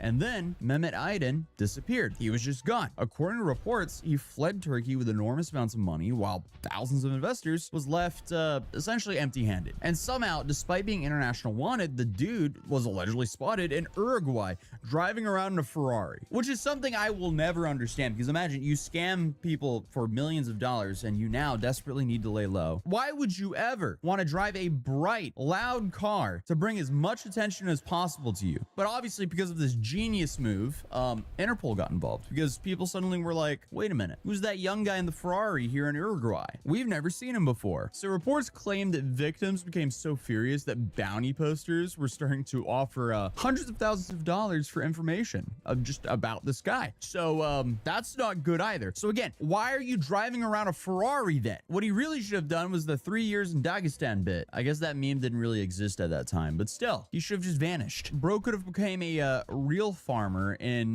rural Mongolia. It would be pretty hard to find him then. I don't actually know. I'm talking nonsense, but in my head, it would be harder to find him if he just laid low and was like a shepherd in Mongolia. But I guess that would be a boring life for him, which again is why if you are in it for the money, absolutely do not scam. Why would you ever scam? Because if you are a person who are doing everything for the money, you clearly want to go enjoy that money. And if you are a scammer and you suddenly have Interpol after you, you can't really spend too much of that money, especially on the flashy Instagram type stuff. But meanwhile, you have like 100,000 people essentially having to tell their families that, yeah, so I lost our life savings because we invested in a cartoon cow app. That's a rough conversation to have. But for years, he stayed on the run while the stories around him just kept getting stranger and stranger. And some reports claimed that he was hiding in Uruguay, and others were saying no, he was actually in Brazil. And there were even rumors involving some offshore accounts, cryptocurrency transfers, luxury properties, yachts, girlfriends, fake identities, and so on. But meanwhile, back in Turkey, the legal case just kept growing, and dozens of people connected to Farmbank were investigated or charged. So prosecutors accused Aydin and others of running a criminal organization, fraud,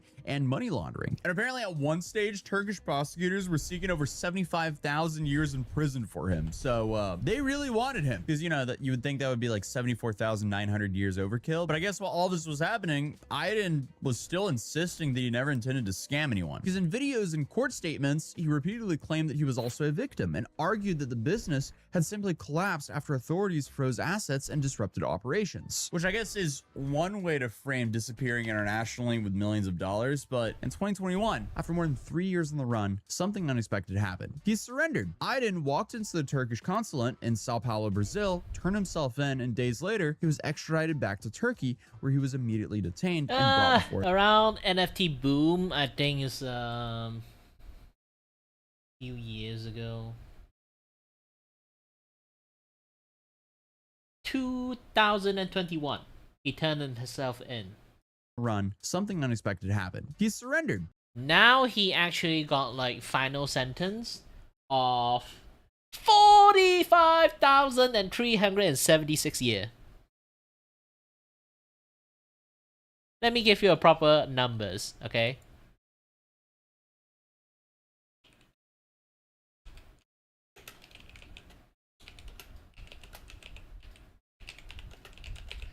Basically life sentence.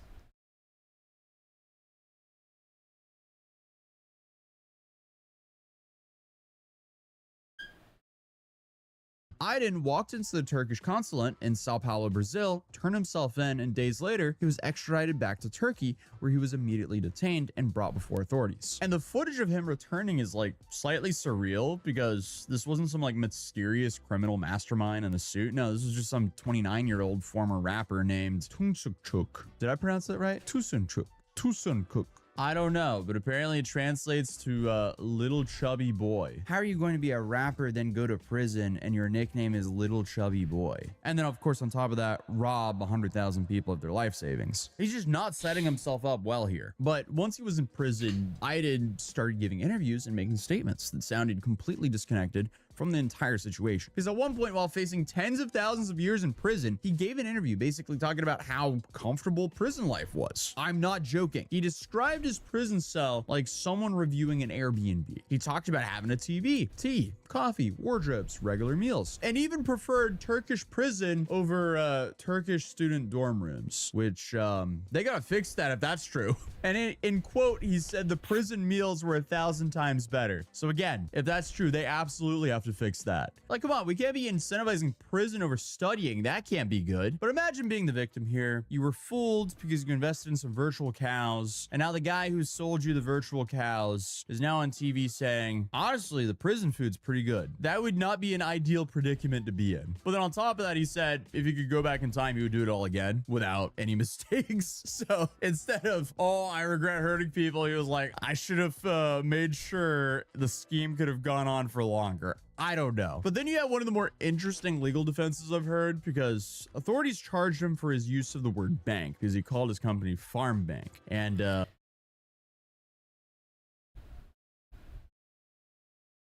well, here's the thing. Okay, here's the thing.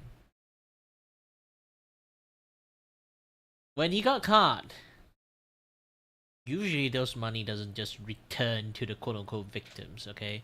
There's a lot of process need to go there. So essentially, the government took it. In many sense, since the government got lots of money from them, quote-unquote, wink wink, nudge nudge, he's going to live a good life in the prisons. Oh, when I say good life, I mean actual good life. It's not like hint hint nudge nudge, he's going to get shanked or something like that.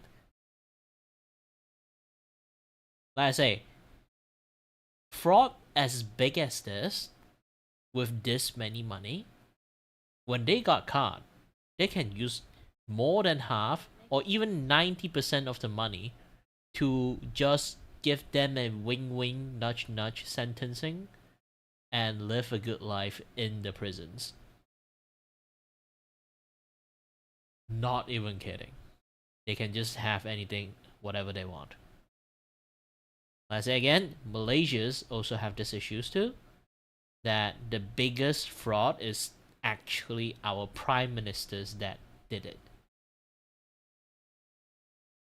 Even though he lost like 80% of the money from a fat guy, the 20% is still almost close to 2 billion ringgit. So it's basically a few hundred millions. It basically a few hundreds millions of like USD. And he lived in a fucking bungalow in the prison.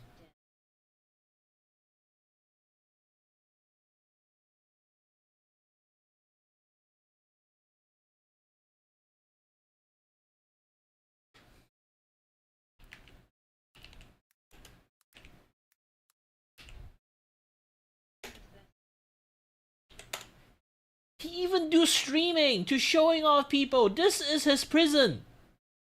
This is his prisons. This place is his prisons.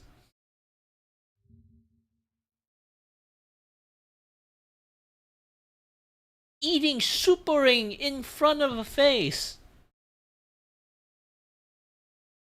His chair is more expensive than my door.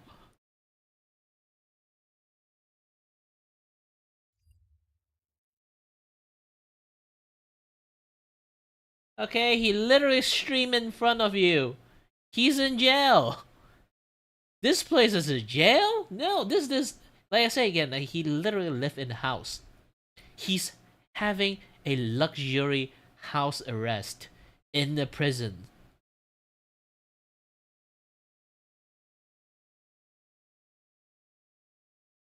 Like, how the fuck?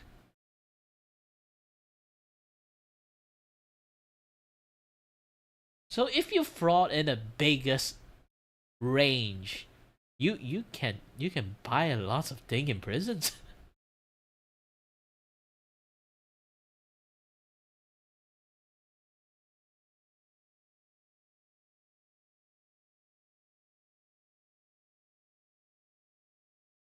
Yeah, I can't say it out loud because I'm Malaysians. I can disappear if I say that. But either way, yeah. Like, he is our prime minister too. He's the prime minister that create a $10 billion fraud.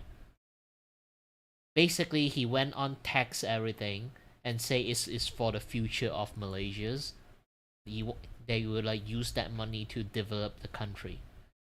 And a fat guy that convinced him to do this, and obviously they are pocketing money in the first place, but when shit hits the fan, that fat dude took every money and ran away. Obviously the prime minister still has some of the money, but it's just fraction of the money. Even the fraction of the money, he still got hundreds of millions in his fucking pocket. So that fat guy with the 80% of the money that ran away, holy shit, do you know how fucking rich he is? He got the GDP of like an entire fucking country. 2 times.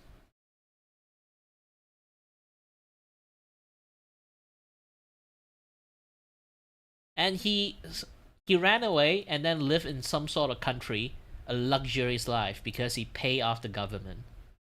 So there's no Interpol can actually capture him or anything. He literally, that fat dude is still also right now taunting the every people in Malaysia by living a luxurious life.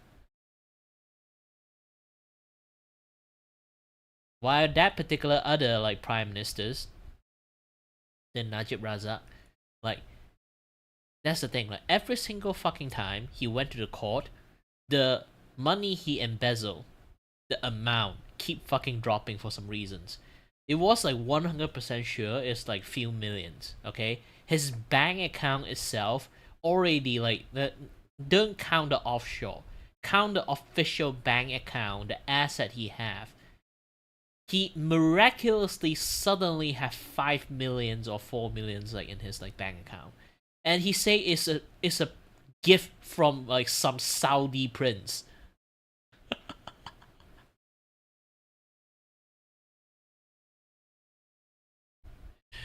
Man, talk about lying the ass off. I want to meet that Saudi prince too. You don't need to give me millions.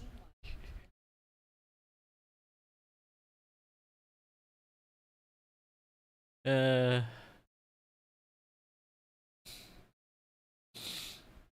the thing. It's fucked up.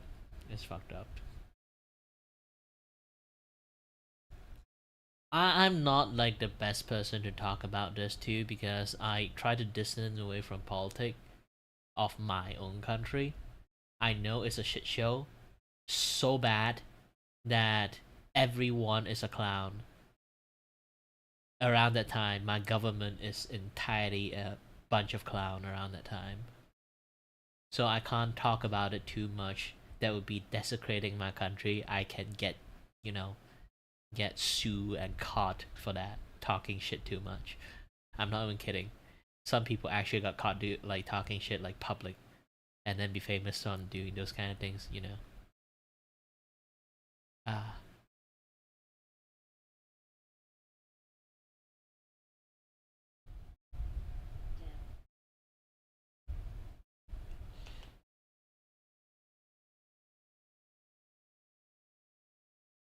They would want people to talk about the gosh dang fucking plane, like do that, talk that shit, like talking memes.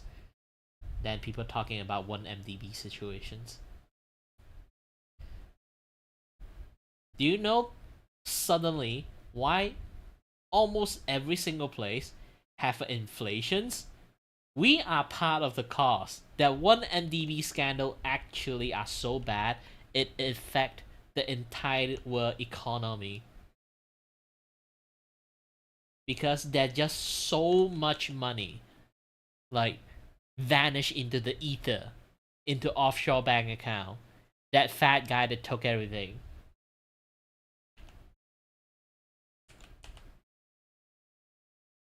It literally impacted the entire world economy.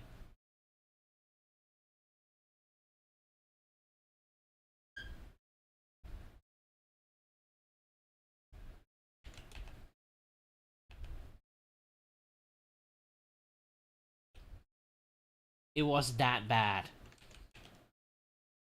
I know there's actually the other things too to kind of like made it happen.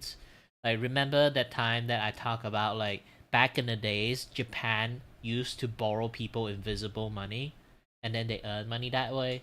Yeah, they stopped that glitch, and then also like the world inflation started around that time too. So it's like a combination of many things. 1 MDB is like one of the thing that kind of like kickstart the hyperinflation lately. That like this past 10 years of like hyperinflations is kickstart from that. Japan stopped borrowing let people borrowing invisible money from them, and Malaysia like 1 MDB situations, and then like there's like a few things like happen in the same time.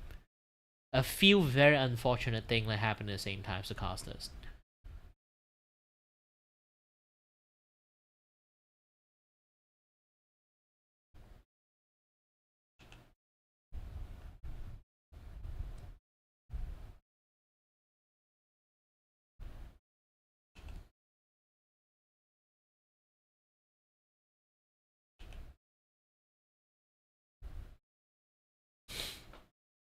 It's hard to give people like, you know, economy 101. Like say again, I'm not the best person to talk about this. I might like add a little bit some of like the misinformation, confusion, those kind of things, because like I say again, like the information is like partially like omitted, so I can't give you guys 100% stuff, and I might be like some of the stuff that I know itself is also speculations. They can't have like a pinpoint stuff happening because again the information is getting omitted here and there, or like actively suddenly have a 180-degree change of stories of how things happens.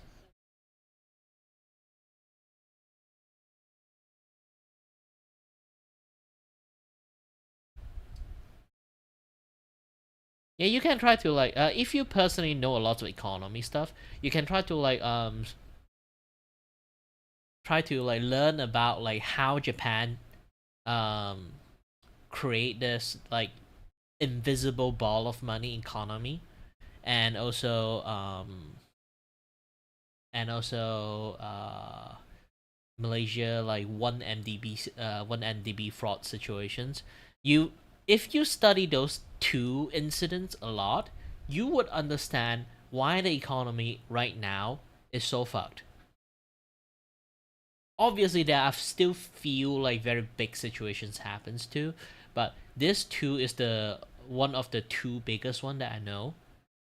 If you guys don't know what the Japan does, is basically Japan sell bonds to a lot of different country with their promise of invisible money.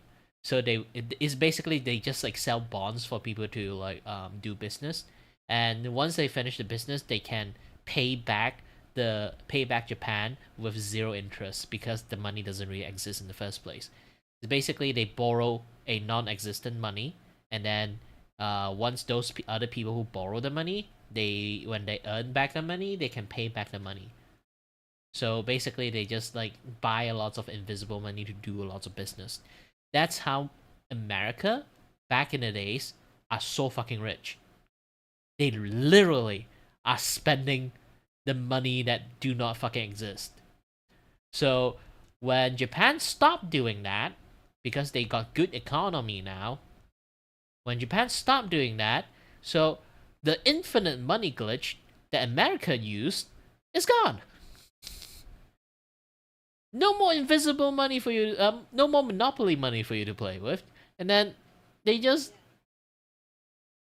yeah, it's so fucking coke.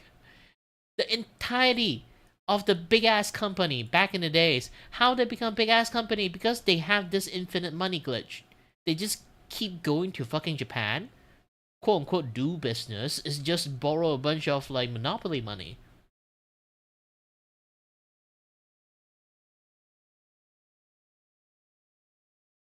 So now you guys, like people in America now, they don't have a monopoly money anymore, but too bad. No people fucking study like economy or business while they're doing business. They just thought like the money they have is like the money they have is literally fucking magic. No, it doesn't appear out of nowhere, okay? So their magic money is gone. They still doing the same as fucking exploit, and where did those exploit come from? They literally, back in the days, those monopoly money is come from Japan. But they still doing the same ass shit to the country. Then where did that money come from? It's actual money from the government. You know, it's actual money, tangible money from the government and the bank. So they have been doing their infinite money glitch system on the fucking actual government now.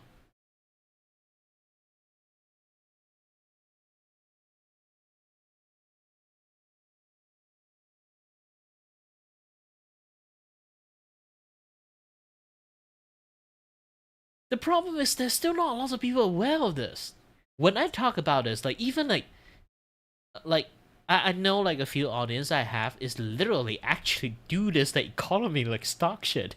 Even they don't know they used to borrow like invisible monopoly money from like Japan. That history completely got omitted for some reasons.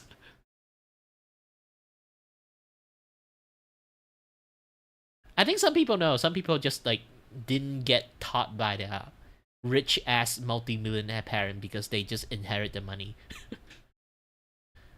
Again, the money they have does not exist in the first place. The infinite money glitch system they have has been like expired a long time ago. They still treat their money like that way, so it's no wonder the economy is actually very shit right now.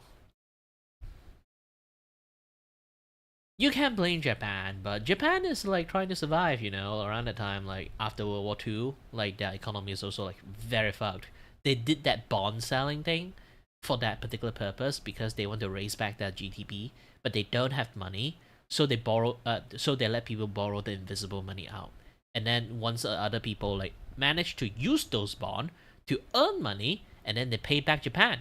Obviously, they kind of like still earn enough to do a lot of things because it's zero interest. They can like do a lot of like long-term payment to kind of like pay back Japan, those kind of things. But when Japan kind of like stopped doing those things, you know, no more monopoly money. No more monopoly money means they have to either like find some other country that does this shit too, but it's really difficult. Japan can do this, it's like uniquely the country itself. For some weird reasons, Japan have like since like Japan is like a very high trust societies, okay? They can do that shit because people trust them.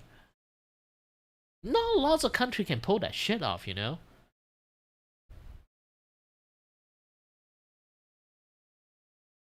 You might think Korea can do that, but Korea is always on war in a very unstable situations with the North Korean. So they can't pull that shit off that easily.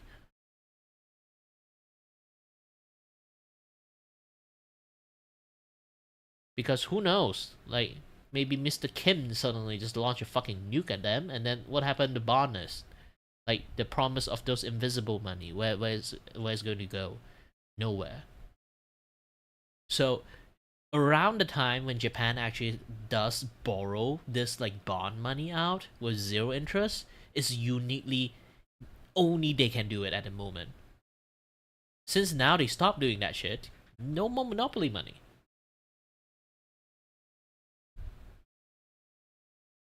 I truly strongly believe there are still country do this, but I don't think their currency is strong enough to like handle the overstress of how people treat those invisible monopoly money. Especially like nowadays, the money have been like the invisible ball of money has been rolling bigger and bigger and bigger.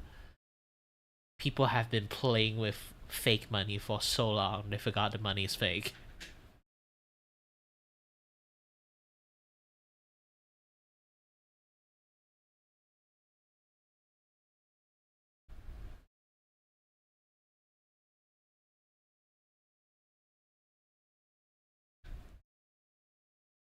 But yeah, that's all. That will be my small time education sessions from Kirei Bakugo. I'm not the best guy to actually talk with, but if you actually met anyone that know this way better than me, you might actually get more context out of it, or like even more intelligence, analytic answer. For me, I'm just a layman turn like fart out of the fucking wind. Okay. That wasn't licensed as an actual bank. So Aiden's defense was basically like, well, the word bank can also mean a park bench. I don't know where he's going with that. And no, I'm not making that up. He reportedly argued that maybe he meant a literal bench and people just misunderstood him. Meanwhile, prosecutors kept building the case against him, and the numbers attached to the scandal just became more and more ridiculous because thousands of plaintiffs were named in this, and authorities claimed that hundreds of millions of lira had flowed through his operation. Investigators also accused him of transferring huge amounts of money into personal and offshore accounts. And at one stage, reports said that Turkish prosecutors wanted more than 88,000 years in prison for Mehmet. 88,000 years in prison. How is that worse from the 75,000 years in prison? There's no difference between 88,000 years and 75,000 years. Well, hey, I guess they're just really stacking them on now. But eventually, after years of hearings, investigations, extraditions, and international headlines, the court finally made its decision. In February 2025, a Turkish court officially sentenced Mehmet Aydin and his brother, Fatih Aydin, to 45,376 years and 6 months in prison. They really had to tackle. This is like I say, like if like they already did the crime is so fucking big, they are already going to be life in prisons. So they would be like, why not earn more? Why not take more money? Why not use those money to get a better life in the fucking prison? That's the thing. When you reach a certain level of crime, I won't say crime pays, but man, those motherfuckers know how to make a loophole. Back on the 6 months there. So there's a lesson here. Don't sell virtual cows claiming that you're a bank and that it's actual real money. Overall, massive skill issue.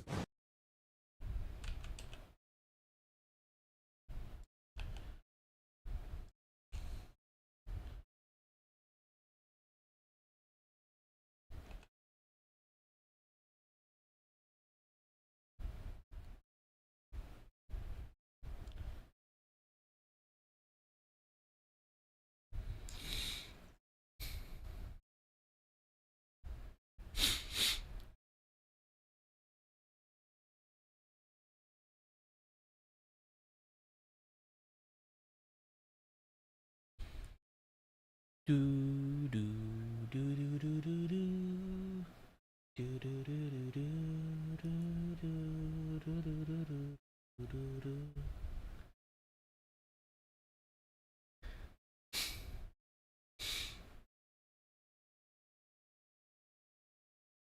Identities and so on. But meanwhile, Let's wash something else. Ah, the clavicular thing. things just keep getting worse for the now infamous IRL streamer known as Clavicular, because he was just charged for the time he live streamed himself mag dumping into an alligator back in March. And that is just like one of multiple legal battles that he's currently facing right now. And despite settling on one of these charges, he's still so far from being in the clear. And honestly, we've been watching this very slow train wreck for a while now, but for each day that goes by, it seems like the train is slowly speeding up towards its inevitable collision. Because at this point, the dude has made his life infinitely harder than what it has to be. Because in addition to being banned on YouTube, he's also still has an ongoing civil lawsuit over alleged battery and fraud, a possible, county battery case now due to the fight allegations. And now, on top of everything, the alleged reckless firearm discharge where he mag dumped into an alligator. We have to say alleged because it hasn't been proven in a court of law, but unfortunately for Clavicular, he did live stream himself doing it. Now, obviously, a lot of people are going, well, the alligator might have not been alive. Apparently, that doesn't matter too much for Florida. And then you also have a bunch of people claiming that he was also firing at a drone in that same stream. So, that also is illegal, and I don't know where that's going. Regardless, none of it's good, because that's just like way too many charges for one single person to get in, what, less than a year? The dude's essentially been relevant for, again, less than a year. And this is all while he's supposed to be getting sober and also taking better care of himself because, you know, he also live streamed himself ODing. So maybe a reasonable person would think it might be a good idea to take a little bit of a break, put the camera down for a couple weeks, reset, especially since he says that he struggles to stream and interact socially sober. But yeah, man, I ain't gonna be doing any more substances for a little while, hopefully for forever. But what does he do? Absolutely not that, because at this point it seems like Clavicular has no choice but to continue the show. As you guys know, I'm quite brutal without that. So that's I think I have to figure something else out. But I mean, hey, if you ask me, that kind of sounds like the definition of what he calls jester maxing, because the dude is actively destroying his own life for the sake of his own content. But regardless, I mean, I have no doubts his legal fees are really starting to pile up, and if he continues to get in trouble or banned from more social media websites, he could lose potentially all of his income, or at least his main source, which it seems like he already has, because the dude for a while now has essentially had a mandatory hour of spinning slots on his stream. So we got 1 hour gamble, then we out. Gamble, then IRL. All right, that's the difference. That's the difference between us and YTG. But in my last video, we talked about the speculation online that he might have actually lost his stake deal since he canceled his stake leaderboards in his Discord. But I mean, honestly, I don't know why he would still be gambling on stake on stream if they weren't still paying him, unless he lost like the main aspect of his deal and now he's just running off of affiliates. I don't know how the deals are structured, but I'm doubtful that he lost that deal now. But regardless, I mean, the dude is just so lost for content at this point that he just wants his fans to come up with ideas for him while he gets facials and recycles the very tired format of bringing on random dudes to his live stream to, I guess, dehumanize or speed date OF girls. Like, what is this? This is like very you do know who you're speaking to right now, innit? I feel like you don't know who you're speaking. I'm speaking to an I know exactly who I'm speaking to. What the f are you talking about? I know, but like he knows you. All of them in there have to you or thought about to you at some point. We know who we're talking to. Hey, don't disrespect me. I've not sipped that law. I feel like we both this into existence. She's here right now, innit? Something had to have happened. You're much fatter in person. What? You're much fatter in person. Fatter? Yeah. Well, get a charge back. What kind of things are you into? I don't really want to talk to you after you said that. That was so mean. But he gets a pass. Like, he's giving you like millions, right? Yep. Because it seems like the format is like they just bring up a dude, they sit him there next to an OF girl, and the OF girl rejects him. And they're like, why would you reject him? And then they're like, yeah, because he's a normal dude. And then he's like, well, if you mogged and you were rich, you would get her.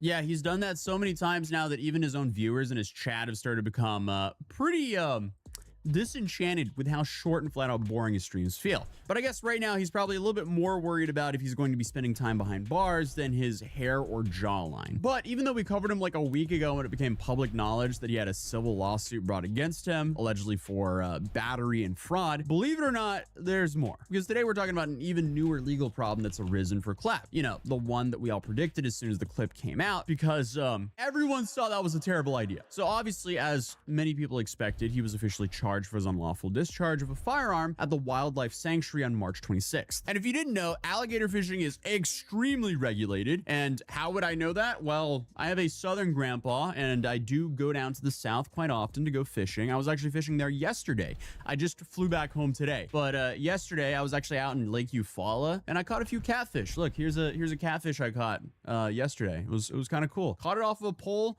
on a boat. Did we see a whole bunch of alligators? You bet. Did we mess with any alligators? Absolutely not. Because if you want to hunt alligators in Florida, Georgia, or Alabama, it's not easy because you have to do it through a public draw. It's highly regulated, and they actually have a lottery-based system just to be able to actually hunt alligators. So according to the Florida Fish and Wildlife Conservation, every year about 6,000 alligator harvest permits are issued through 3 random drawings and a final leftover phase if needed. And I would go out on a limb and say it's pretty safe to say that Clavicular didn't go through one of those lotteries and win that. Now, a lot of people are arguing arguing, oh, but the gator, it could have not been alive. Apparently that doesn't matter too much. So regardless, I guess when the Florida Wildlife Commission tweeted they were actually looking into it, they were really looking into it. Because if you remember in statements made by Clavicular's lawyers, they kind of try to like pass the blame off to the guides he was with, saying they told him it was fine to do it, as if that makes him exempt from any consequences. But the two other men there were also charged in this, so I bet they're very happy that he live streamed this to the world, because I feel like, unfortunately, if he didn't live stream this, no one would have known about it. Two other people that were with him, including fellow kick streamer Cuban Tarzan, are also being hit with the same charge. But he also live streamed his very questionable technique with a firearm. Stop turning your life into a live stream and expose it into the fucking public. That's all I can give. That's advice. I personally, why I do stream a lot, but I always extreme the things. Like I stream drawing. I didn't 24 like 24/7 streaming about my fucking life. Nobody would do that.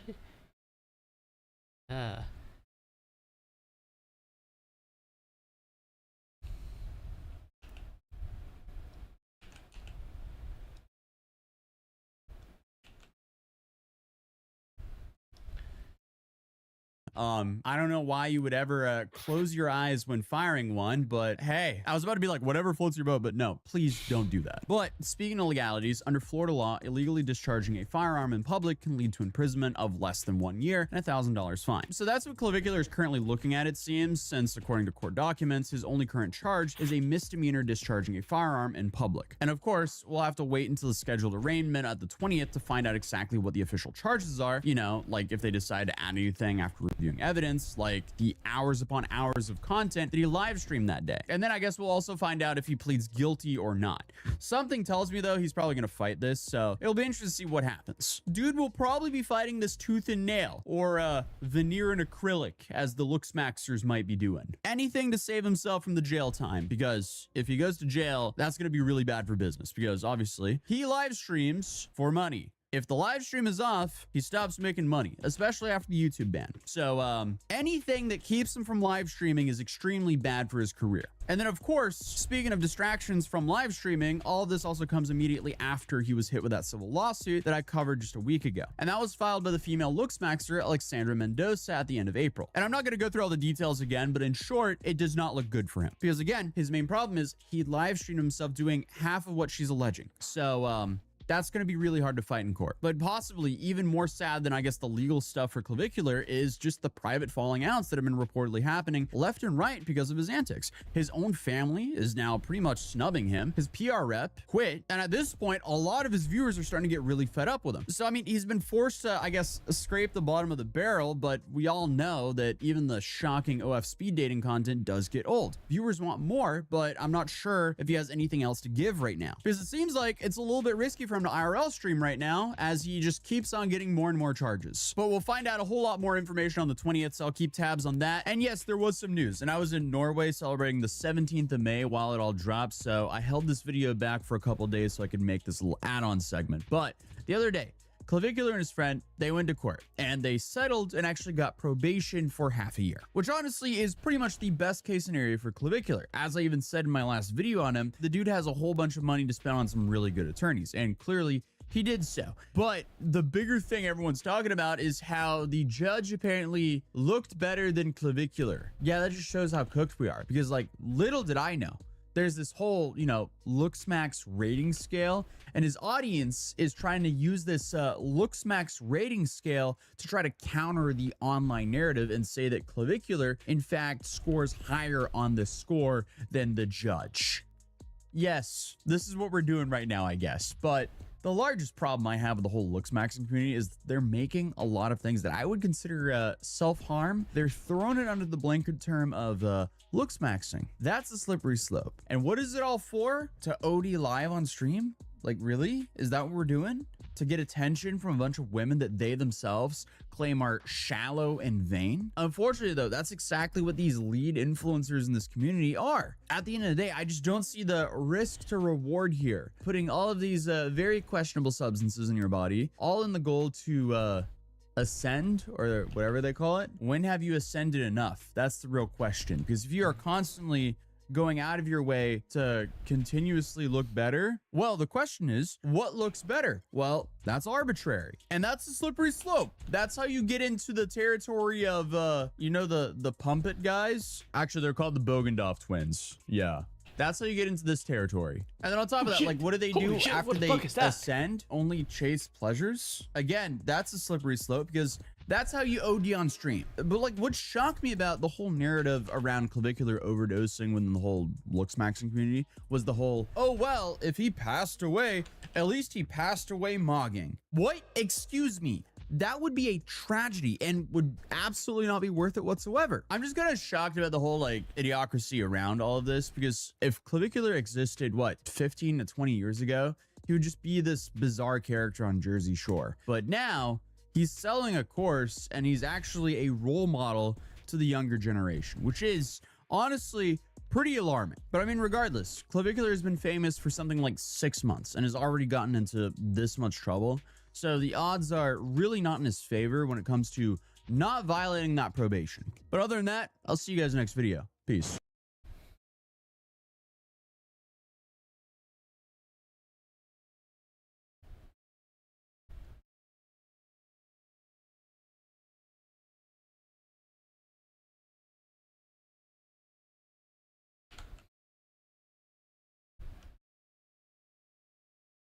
Let's post my progressions.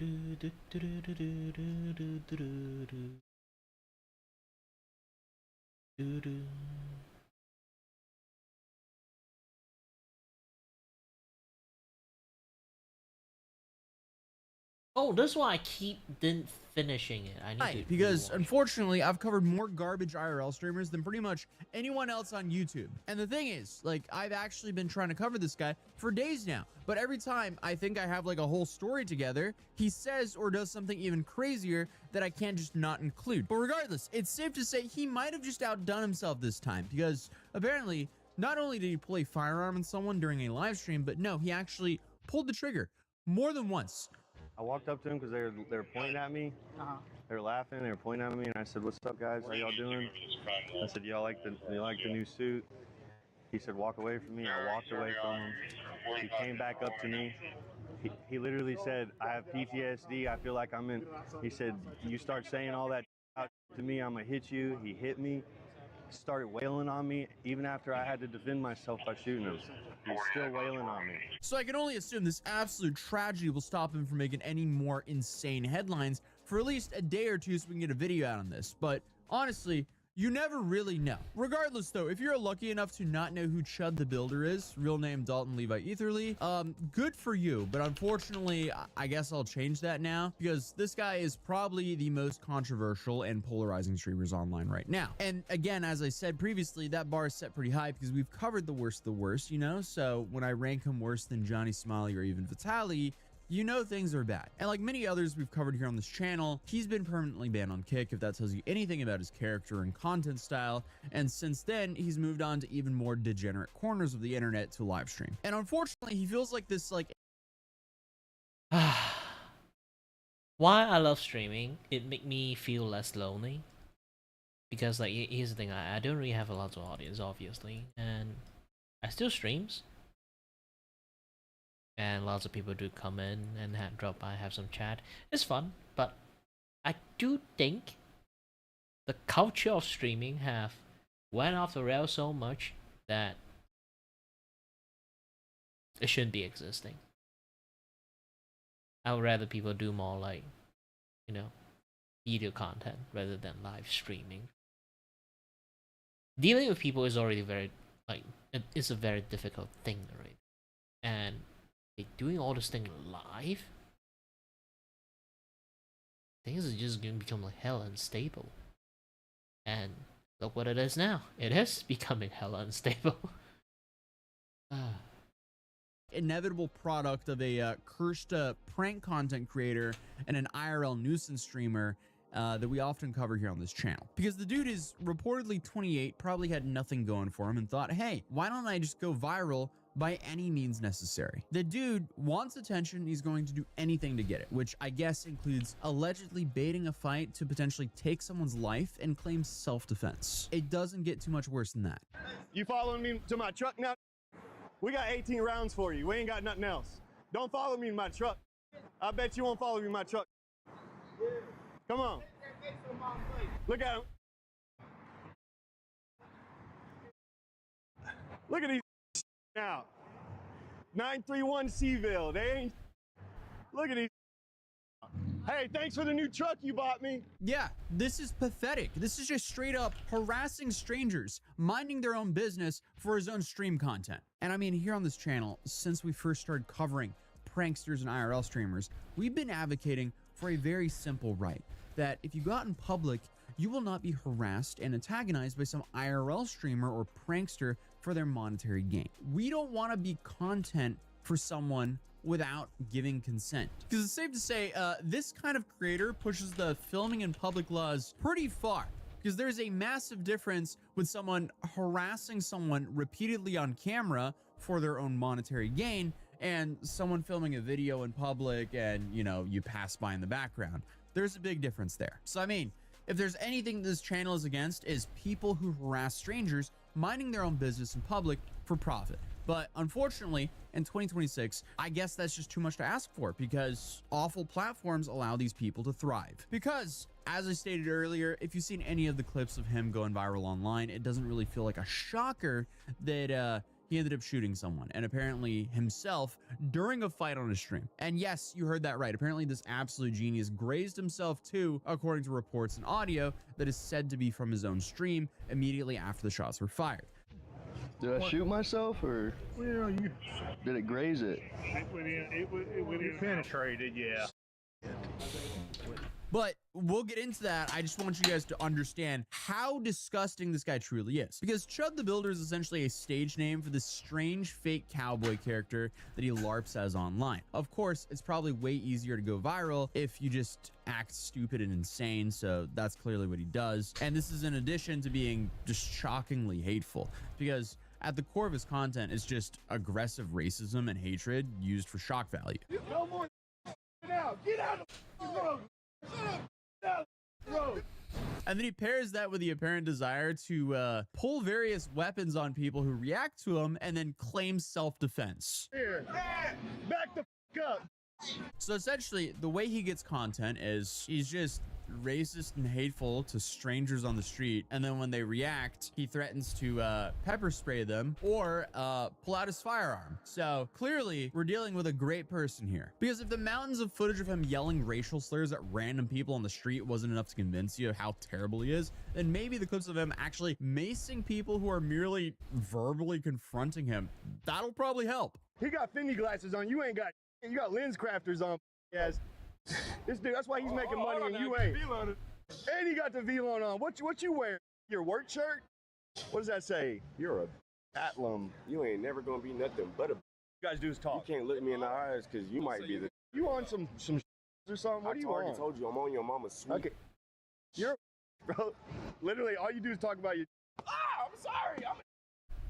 Come back over here. Okay. Let's not. Come back over here. Let's not fight. Let's not fight. I am. Touch me again. Touch me again. I don't want to get pepper sprayed. I really don't. Go pick up my hat. You heard me. Fuck your shit. Touch me again. Touch me again. That's what I thought. Thank you. Hey, don't hit me with that. I ain't gonna pray you. That wants to put his hands on me again. Go home with you. Let's go get his ass. Hey, oh Hitler.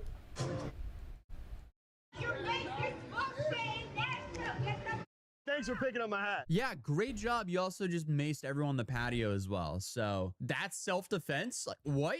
I feel like for every few months now, a new streamer appears out of nowhere and is just even worse than the last one. And I feel like I'm just sitting here like, how are we still stuck in this downward spiral? People will truly do anything for just a little bit of attention online, even if it absolutely destroys their life. But in the last week, he's been gaining so much traction with his antics that it kind of felt like someone being hurt was inevitable. Whether it was by, you know, Chud and his self-defense strategies here, or someone, you know, running up on him, which happened. But I just don't think people expected him to hit, I guess, 2 birds with 1 stone and shoot himself as well as someone else. Because what's so crazy about all this is people started putting bounties on his head and warning him to not come to their cities. I think that people should be able to say whatever they want without threat of violence. You already got a bounty on your head right now, dude. Oh, do I? With the bullshit. Do I? Talk about the bounty. Because the dude was being stream sniped and harassed. He was getting cornered at gas stations and having his cowboy hat stolen off his head by another streamer who's also equally a degenerate, pretty much. And that feud in itself is just kind of like a battle of who will do anything for views, because both of these guys apparently will do that. I don't even know if I want to open the can of worms of the dude who stole his cowboy hat here on this channel right now. Maybe that's for a future video. But even though he says it became tough for him to stream IRL content due to people pressing him, I don't really know what he expected here. Like, his whole bit is baiting people into being mad at him. So why is he surprised when people get mad at him? Like, bro, that was your whole bit. People treat me like I'm some shock streamer, like I'm that Trey kid that stole my hat. And you know, I was like totally about to just be like cool with him and be like, ah, you got me. All right. You want to brain cell they have. Literally, like the motherfucking brain cell they have. I'm already in lack of brain cell. I can see like how incredibly lack of brain cell they have.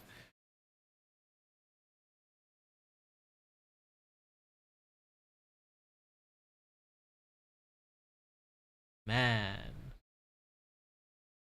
hat, I'll go get you one that actually fits your baby ass head, bro. Let's go get one together on stream. It could be cool, and we could talk about whatever differences we have and whatever opinions that he thinks he disagrees with me on. And then he starts threatening to shoot me. He says, "You touch your gun, I'll kill you." Now, why did it go to that? Sorry, whatever I did pissed off your black boyfriend. I didn't think it was that serious. Like, you're supposed to be making fun of people for overreacting, but you want to have someone arrested for breaking your phone screen? Also, freedom of speech just means you can't be arrested for the things you say, which he's not being. He's being arrested for his incredibly stupid actions. But regardless, while he claimed that he was considering pressing charges against the guy who stole his hat and the dude who smashed his phone, that stuff got put onto the back burner only like a day or two later when he was arrested in Nashville for allegedly not paying a bill at a restaurant, acting disorderly, and resisting arrest. And naturally, the whole incident was live streamed to Chud's viewers. Ah yes, another video of him yelling slurs and acting like a complete moron because the restaurant didn't want him streaming inside of the restaurant. Are we really acting this pathetic? I guess so.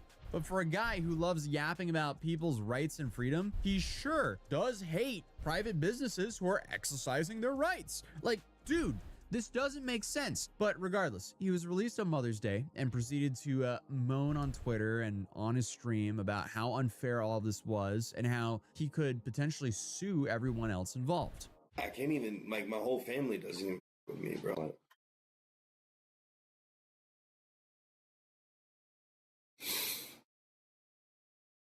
It's just so pathetic. Like, imagine your obsession is wanting to scream racial slurs at random people you don't even know on the street while live streaming it for everyone to see online. Like, dude, are you trying to make yourself permanently unemployable? But regardless, in the strangest foreshadowing of what was to come, Chud also talked about how the cops sat him down and essentially told him what would happen if he kept acting up. They told him violence and someone getting hurt or worse. So I'm talking to these Fed, and it basically got to the point where they were like conceding in a way, like, listen, like basically saying like, we got nothing on you, and after talking to you, we actually see, like, as humans want to just give you this piece of advice. They're like, you know where this is going. This only escalates, and I do know this. And he literally admits to knowing that too in the clip, but was just saying he has faith in God that no one will get hurt. I just have profound faith in the Lord that things might not go the worst way possible. Dude, what? There is nothing honorable nor godly about what he is currently doing. But then, to make things even worse, you now have tweets that were recently tweeted where he's outlining his plan to eventually bait someone out to the point where I guess he can just fire at them and take their life, and it would be justified because it would be self-defense. Yeah, that's going to be used in a court of law against him. Apparently, that tweet was from a week ago. And just like he predicted, Chud is now making headlines for reportedly firing multiple shots into a man outside of a Tennessee courthouse. So according to this news article, he'd been scheduled to appear in court in Clarksville on Wednesday morning over a $3,300 debt allegedly owed to a credit company, according to Montgomery County court records. That civil case was filed in February on the behalf of Midland Credit Management. But the reason he was there is kind of irrelevant, because what is relevant to the story is what happened outside. Because I guess outside, an altercation started with a random man, and according to him, the guy punched him and he ended up using his firearm as self-defense, but also managing to hit himself with his own firearm. So apparently during a scuffle, he also grazed himself, and both men were transported to a hospital and both are reported to be stable. So luckily, it sounds like the victim will survive. Not much info can really be released about him due to medical privacy laws, but now it just seems like it's a little bit of a waiting game until we hear from either the authorities or Chud himself or the victim. But Chud also has other court dates, so he's currently stacking court dates, just like Clavicular. So it'll be interesting to see how all this goes, because it's safe to say that tweet. That's the thing. He already have a plan he want to shoot, so he just want to find a reason to shoot people. That's the thing. It's like I'm not sure how other people does it too. Is basically, here's the thing. If I want to eat pizza today, okay? But I'll go to my favorite pizza houses, restaurant. But the restaurant owner is maybe like his kid is wedding or something, so he's like giving a day off on that day. But I want to eat pizza, so I just settle. I refuse to go eat burgers. I refuse to go eat like the rest of the other food. I want pizza. I can't get this pizza. Might as well get other pizza. And then I will go some like random place, eat a terrible pizza, but at least I ate some pizza. That's the thing. In human standard conduct, I feel like this is what human would normally do, unless I'm also a weirdo. But yeah, that is the thing that we will do. Like, he in his mind, in his brain, he already made up the fucking goal is to piss people off so he can fire his gun onto people. That's what he want to do, and that he will do. If he get any chance that let him give him that reason to do it, he will do it. That's why, like, there are people that is not really suitable for streaming. It's because like they are kind of like they pre-program themselves to do something, they will make it happen. I'm also like that. So this is why I say there are times that I feel like I'm a very, very dangerous person. I have that tendency too. Not dangerous kind of tendency, but you kind of get the idea like, of my one single like settle mind. I decide to do this, I will do it.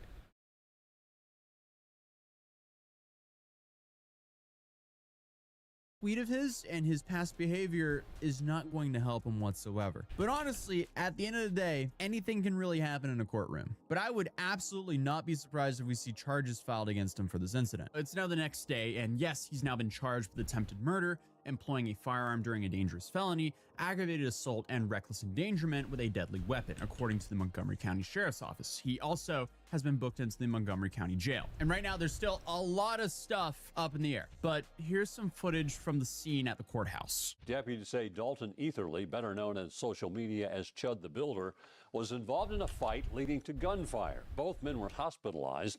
Deputies just arrested Etherly, charging him with attempted murder, aggravated assault, and reckless endangerment with a deadly weapon. Tonight, he's being held in the Montgomery Do not County give me a jail. fucking gun. So in Tennessee, Thank he's God currently my country facing don't have 60 gun years law. in prison for all of those charges combined. And there's also been a whole bunch of details that came out. Because according to a Facebook post by someone close to the family, Chud the Builder's victim has been identified as Joshua Love. Josh is apparently married with 2 kids, and according to a source, Love was shot in the shoulder and stomach and currently is in surgery. And another important detail is apparently the guy is a veteran. Both of them have GoFundMes and Give Send Goes. Chud has raised about $100,000, and the guy who was shot has raised about $30,000 currently. And what's not helping either of them is both of them have very extensive criminal records. So when it comes to this case, it's going to be really interesting because a lot of people are claiming that the guy who was shot doxed him multiple times and was actively trying to find Chud. But again, Chud made all those statements online essentially saying that this was going to happen. And we've seen footage of what happened in the aftermath, but we don't have any footage of what exactly went down. So it's safe to say, I mean, this will probably be one of the biggest cases of the year. And it was all for nothing. The dude threw away his life because it seems like he wanted to harass and pepper spray strangers on the street for his live stream content. The guy is no different than Johnny Smalley. Or well, he's worse because he clearly has a willful disregard of human life, all in the name of just farming some social media content. This is, without a doubt, the bottom of the barrel when it comes to streaming. But now he's made his bed, so I guess he just kind of has to sleep in it. Since I recorded the last bit, Chud has had his arraignment, and now he got a $1.25 million bond, meaning he at least has to come up with, what, 10 to 15% of that if he's even going to get out. So over $125,000 just to have some freedom. You know, my favorite line from the is, you got freedom of speech. You just don't have the freedom of consequences from your speech. I'm going to set initial bond at 1.25 million. See, as you can see, the more you around, the more you're going to find out. I don't know if he's going to get bailed out before. The more you fuck around, the more you will find out. I love this thing. I love that meme.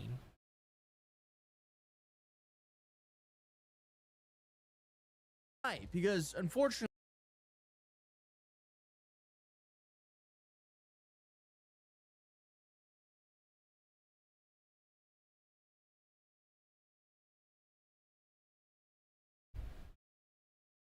Oh, this one.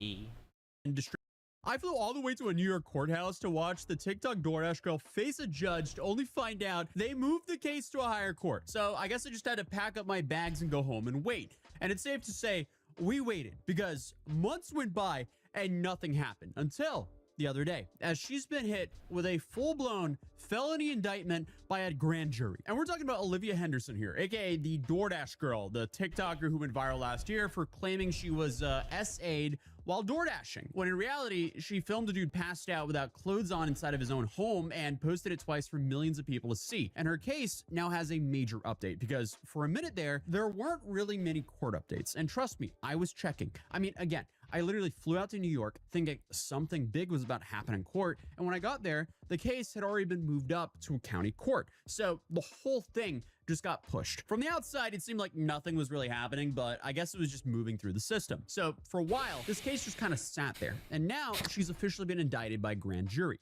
which basically means that this is no longer just TikTok drama or some sort of like TikTok situation, or I guess some messy viral story. This is a full-on criminal case that's moving forward. And the part that really stuck out to me is the fact that the charges didn't even change whatsoever, which means, I mean, she's still facing the exact same 2 felonies that she was arrested for: unlawful surveillance and posting that footage online. So the prosecution looked at everything, the video, the investigation, all of her own posts, and essentially they said, yeah, we're not dropping anything, which is not great for her because if you remember how this whole thing started, this was supposed to be her calling out another guy. This was essentially her victim story in her own words. I was working. I was literally working and they deactivated me. This is related. They just punished me for posting about my assault. while door dashing. They just fired me, and the police are doing nothing. But now it's sitting in county court with felony charges and a path that could very realistically lead to trial. So let's rewind just for a second, because the way the whole thing started is honestly why I guess it blew up in the first place. Because back in October of 2025, she was working as a DoorDash carrier,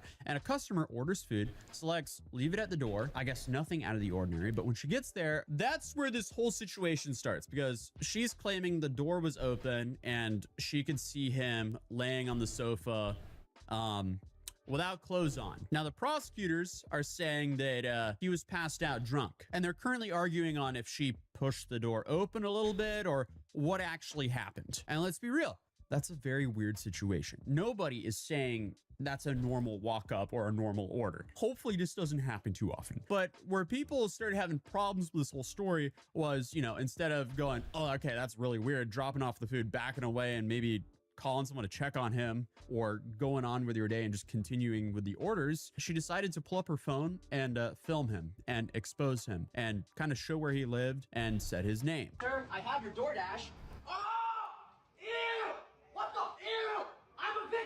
And no, she absolutely did not blur him out. She just posted that straight up on TikTok. So Olivia didn't give him any grace whatsoever and thought that he immediately did that with malicious intent. And that video ended up doing insane amounts of views. I mean, tens of millions of views almost immediately. Now, at this point, she's telling the internet that she's the victim here. She's saying this guy put her in danger. She's saying that she was assaulted. And for a minute, people believed her. But that didn't really last too long, because almost immediately, things started not adding up. Because within days, the narrative around the whole case began to shift, because the video was taken out on TikTok for violating its policies. So what did she do? Well, she, I guess, censored him briefly and then re-uploaded the same video, still showing his address and saying his name, which isn't really ideal either. And that's when questions started actually circling about what actually happened inside of that home. And at the center of all this was one key detail: whether the front door was truly wide open, as she claimed, or whether she opened it herself. And I guess that distinction ended up mattering a lot, because a lot more information came out. Reports pointed to a doorbell camera footage actually appeared to show her pushing the door open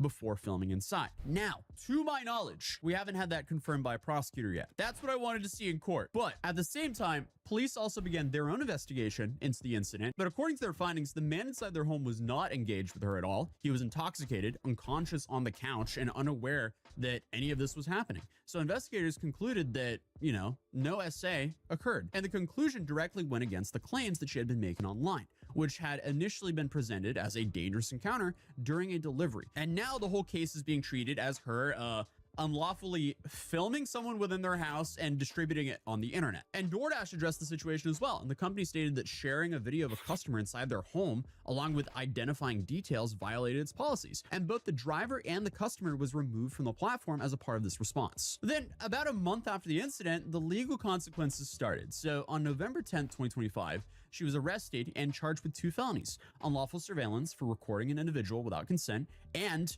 dissemination of an unlawful surveillance image for posting, you know, the footage online on TikTok. She then later appeared in court, entered a not guilty plea, and the case was moved forward through the system. And that's when the judge made his quit, because she asked for no cameras in the court, and he went, wait, so now you don't want cameras? But after the arraignment, the case was moved out of city court and I guess up to a county court, which is, I guess, standard for felony charges. But from the outside looking in, it just felt like nothing was happening, because there was no new statements from her or posts. But behind the scenes, the case was still working its way through the system, because in New York, before a felony case can actually move forward to trial, it typically has to go through a grand jury. And that's exactly what happened. A grand jury reviewed the evidence presented by the prosecution privately and came to one key decision: there's enough evidence here to formally charge her and move the case forward. And that's what the indictment is. It's not a conviction. It doesn't mean that she's been found guilty, but it does mean the case has cleared its first major legal hurdle. It doesn't really look like the prosecution took any shortcuts here either, because they didn't go with a faster route that sometimes signals that both sides are working towards a quick resolution. Instead, they took the case to a full grand jury, which can be a sign they're taking this seriously and potentially preparing to push it further. So, what happens next? Well, now we get into the whole thing of what she's actually facing here, because this is where a lot of people hear 8 years and immediately think, uh-oh, she's going away for a decade. That's probably not happening. She is facing 8 years though, so technically, yes, she's charged with 2 Class E felonies, and in New York, each of those carry a maximum sentence of up to 4 years each. So obviously, if you stack them together, you get that headline number of up to 8 years, but that's the maximum. If you've watched any of my videos here on this channel, you know that people tend not to get anywhere near the maximum. The only way for this to happen is if there's like a whole bunch of aggregating factors. And it seems like after Olivia's first, I guess, burst of social media content, she, you know, kind of quieted down and is now playing this smarter at least. And from what we know, she's a first-time offender. She hasn't been sitting in custody this whole time, and these are non-violent charges. So under New York law, the court does have other options beyond prison. Things like, you know, probation or I guess a conditional discharge. So realistically, even if she's convicted, there's a very real chance that this ends up with probation instead of prison time. Now, does that mean that she's in the clear? Absolutely not, because a felony conviction, whether you serve time or not, sticks with you. We're talking about, you know, employment, housing, background checks. That's not ideal. That still follows you. And then there's the other issue here, which honestly is one of the biggest problems for a defense. The evidence. She kind of, did what she's being accused for and posted it online. So, yeah. Because again, she's not being accused for breaking into the house. She's being accused for filming the video and posting the video on TikTok, which is what she did. So that's going to be hard for her to argue. And not only that, she posted it twice. And then she went online and talked about why she posted it. And at one point, this was her way of getting justice by exposing him publicly. So again, that's not good, and it shows intent with posting this. So this is definitely an uphill battle for her to fight. And I guess at this point, there's only a few ways this can really go. The first, and honestly the most likely, is some sort of plea deal. I know I said settle in my live stream I did on this. I was just coming off of a very jet-lagged flight. I came off of a 13-hour flight and I was in a layover, and I made that live stream. So my brain was not firing. I wasn't playing with a full deck of cards at that point. My bad. Plea deal. The reason I'm saying plea deal is because in situations like this, especially when the evidence is this public, taking a deal early usually leads to a better outcome because you just have less risk, you know, lighter sentence, and the case gets resolved without going all the way to trial. And the judges tend to look more favorably on defendants who take responsibility sooner rather than later. But then the second option is to try to fight out the indictment, which would mean that her attorney would file motions to dismiss, arguing that there's not enough evidence or that something about the process is flawed. But realistically, that's an uphill battle. Because again, it's hard to argue that the video doesn't exist and wasn't posted because millions of people have seen the video. So definitely not an easy route. And obviously, after this whole criminal trial, the guy can still sue her. So her problems are not over. But regardless, if they try to fight this, it really just comes down to whether a jury believes the prosecution has proven the case beyond a reasonable doubt. And the longer the case drags on, the less generous a plea deal is going to get. So if she has the opportunity... Fun fact, the guy got fired from his job. So he 100% can sue her. But I don't think even he managed to sue her, like he would get any money though, because she already, the girl's already living in a DoorDash budget, okay? Like working as like a DoorDash driver. So even you sue her, I don't think they can like get anything out of her at all. Like money doesn't just pop out of nowhere. You know, it's like even you lose a lot of money, losing a job, losing family and shit, yada yada stuff. Like you can sue the shit out of her. You get a lot of, like, even though it's say like, oh, you win, you get $50,000. The money doesn't just pop out. She had to have the money to give it to you in the first place. That's the thing. If she don't have the money, she have to file bankruptcy. If she file bankruptcy, you don't get shit. This is why, like, suing people is always like a useless endeavor on a lot of things. So this is why a lot of people do settlement rather than suing people, because you don't really get anything out of it. This is why like 90% of lawsuit always settle. This is why Nintendo always do all that bullshit stuff. A lot of people still can defend it. It's because there's like no record of like they did shit. It's because once they settle, they force people to sign the NDA stuff, so nobody can talk about the bullshit they did.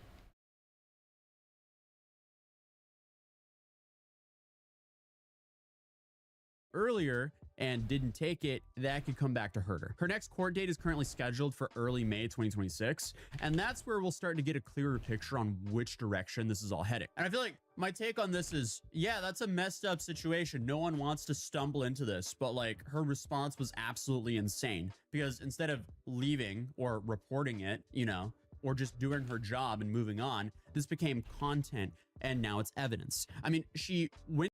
If I'm naked in my own home, it's my own business.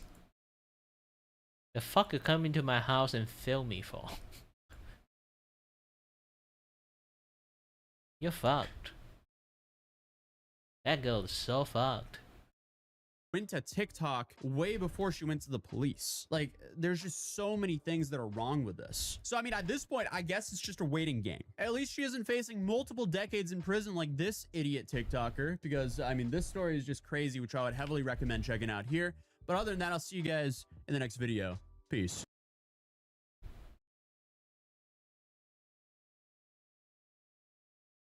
Oh yeah, I think you already watched like the bitch who stole people's houses.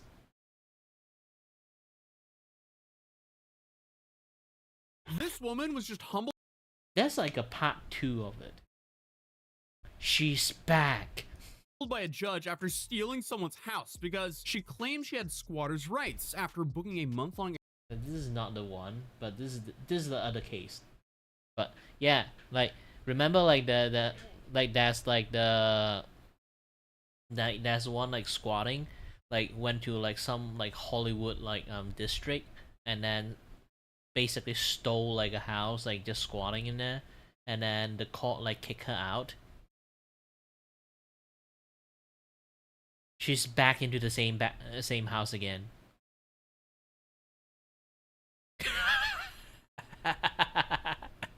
that house is not catching any break.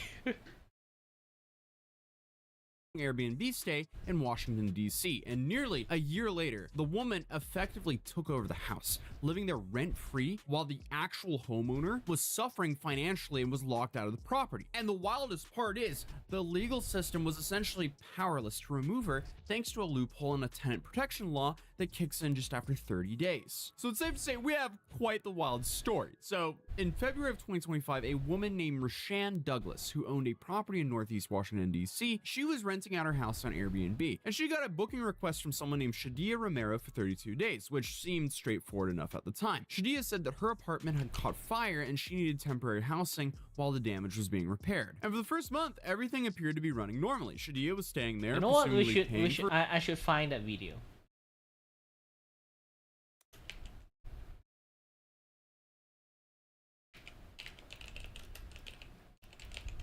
Squat the return.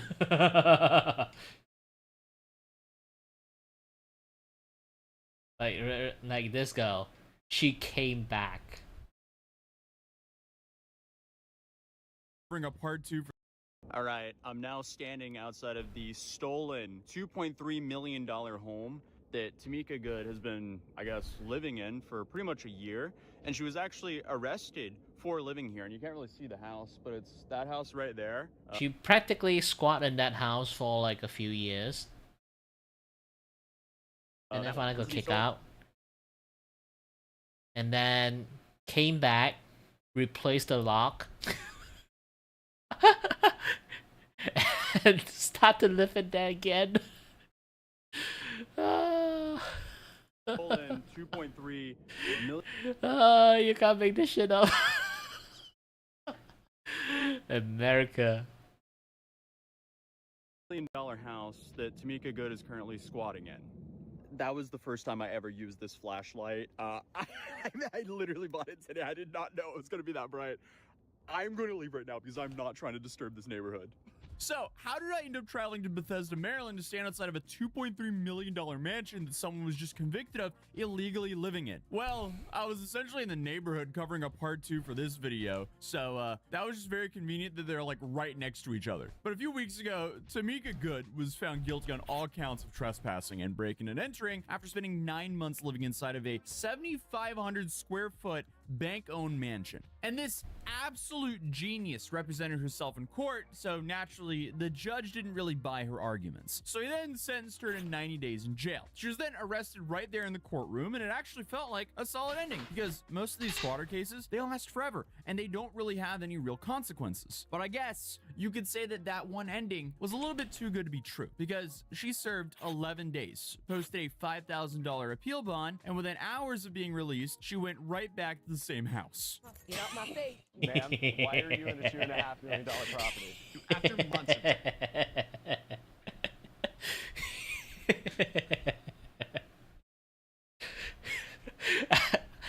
of I'm impressed. I'm impressed on the level of thick skin that she have here.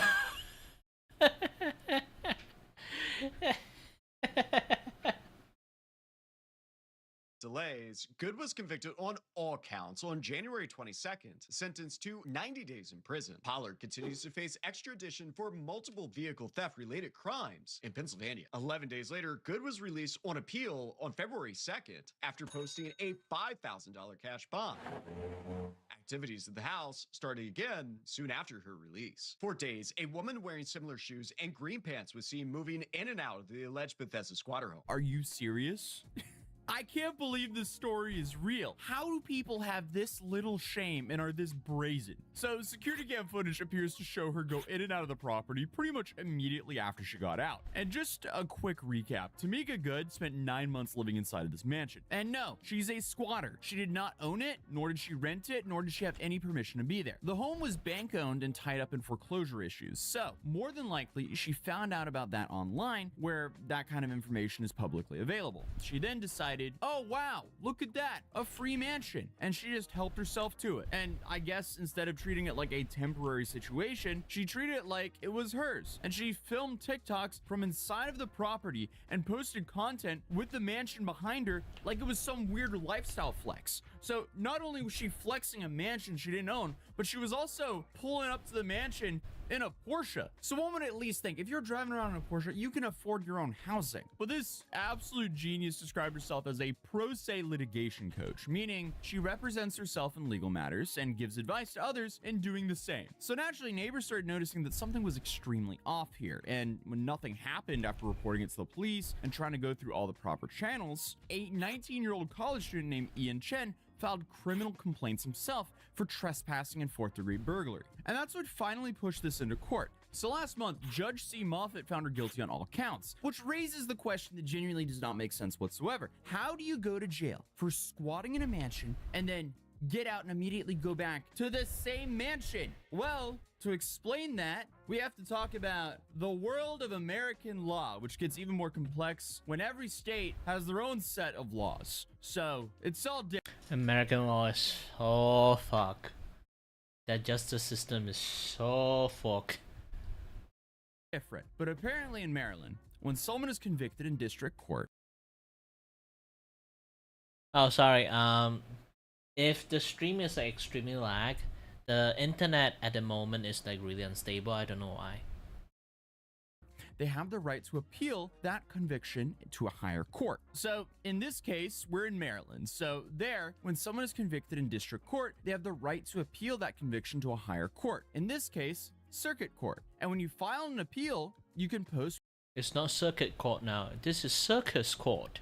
What's called an appeal bond. And that's exactly what she did. She was sentenced to 90 days and then she served 11. And once that bond is accepted, the sentence is basically paused while the appeal moves forward. So that means the 90 days aren't fully erased. It's just essentially on hold. So now her case is being moved to the circuit court, where they will now have a new pretrial conference on March 6th. So legally speaking, she's not done with the case. It's still active, which is insane because if you remember from my last video on this, her case went on for 9 months already before she actually served her grand sentence of 11 days in jail. So I mean, come on, this has gone on for long enough, but she's gonna keep delaying it because apparently she's professional at this. And I guess there's also just no real penalties for squatters either. So, but I feel like if you were already convicted of trespassing in a property and then you decide to return, shouldn't you automatically be removed from that property? One would think so, but apparently not. And that's because criminal charges and property possession, I guess, are just two different lanes in the legal system. So being found guilty of trespassing punishes the act, but it doesn't transfer physical control of the house back to whoever owns it. That part usually requires a separate civil process. And I guess when the property is bank owned, tied up in foreclosure, and sitting vacant, that process can move very slowly. So even though she went to jail, once she posted bond and appealed, the criminal sentence is just paused, but the physical occupancy issue is still a completely separate fight, which is just how you end up in this bizarre situation where someone can go to jail for squatting, get out on an appeal, and then return to the exact same property while the case continues. This is insane. But the sad thing is, in Maryland, squatting itself is not legal. But, and massive but here, if someone is inside a vacant property and there's no violent break-in happening in front of a police, officers can't call it trespassing, which still requires court proceedings. And once someone has been physically living in a home, even unlawfully, removing them still usually requires going through an eviction process, which includes a whole list of things like notice to quit, court filings, a hearing, a warrant of restitution, sheriff removal, and so on and so on. This is just a massive pain in the butt for everyone in this neighborhood, because as a neighbor there, you have no idea what's going on in this house. And as we also found out, she was living with another dude who had a warrant for his arrest, and he was also arrested the same time as her. So, I mean, this is just a massive legal hold that she's taken advantage of. Not to mention, she's living inside a mansion with lights on, water running, and packages being delivered. Because if utilities were already active at minimum service levels, which is common for vacant properties, because, you know, you don't want mold in your property, so you kind of need to run the AC at least. So, she might have not even needed to turn on the power in the first place, so she's probably stealing the power as well. So I guess all of us normal people who don't go out and steal properties, we have to pay for the record high power bills, but she might not even have to. But I mean, even if she had to pay for the utilities are like billing relationships and not really title verification systems. It's not like you're registering a car where you need to prove that this is actually your place or your car or your property. In theory, someone can just be inside the house, they can appear established, and they can just receive mail. So from there, they can pay utility bills. And until a court process fully plays out, law enforcement can't just override that without orders. And even though I hate this thing is still going on, I'm definitely interested to see how it plays out in court. Because the first time around, she represented herself. But now she has a lawyer. And he doesn't seem, how do I put this? He doesn't seem like the best attorney. We spoke with Alex Webster about his client. How would your client, Ms. Tamika Good, get inside a $2.3 million property? Cut. I don't know if I can answer that. Allegedly. Can I cut? We're rolling. We're rolling, my friend. Yeah. Well, Miss Good did her research. She found out that a certain property was under the control of a certain group and that there was a title issue. Due to the title issue, she was able to assume the property under squatters' rights. So, in Maryland, there isn't a particular squatter right. Am I missing something? Well, it's not a particular squatter's right, but it's known as squatter right. Why would you take that interview? So, that's attorney Alex J. Webster III. And I can honestly say that she might have been better off representing herself after seeing that. Like, what is going on here, guys? Like, come on. If I hadn't spent all this time looking into this case and verifying everything, I would think this is a parody. How is this not a parody, honestly? Because if this wasn't real, this would have been an amazing comedy sketch. But I guess what her new lawyer is helping her argue is that there's no evidence that she broke in. They're saying the title issues created confusion and that legal loopholes played a role in how residency was claimed. Come on! She knows it's not her house. She knows she didn't sign a lease agreement. She knows she didn't buy the house. Let's be real here. Also, if she's living by herself and with one other dude who had a warrant for his arrest, why do they need 7,500 square foot? That is a nightmare amount of house just to upkeep. Well, to be fair, she's a squatter, so she's probably not doing any upkeep. But regardless, you don't just like accidentally wander into a foreclosed property, change the locks, furnish it, and film TikToks from the inside and LARP like it's your own house for nearly a year. This is crazy. This is so brazen and shameless. Like, how are you not embarrassed about doing this? And then on top of that, she was convicted and then she appealed the conviction on the basis of, well, there's no evidence of a break-in. Are you serious? So here's where all this stands right now. She's out on a $5,000 appeal bond. Her case is now in early March, and until the appeal is resolved, the 90-day sentence is essentially paused. And in the meantime, what you're watching unfold is the gap between criminal court and property enforcement. Either way, this is moving so much slower than what it should, and way slower than what the neighbors are comfortable with.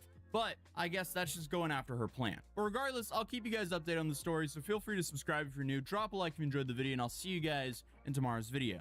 Peace.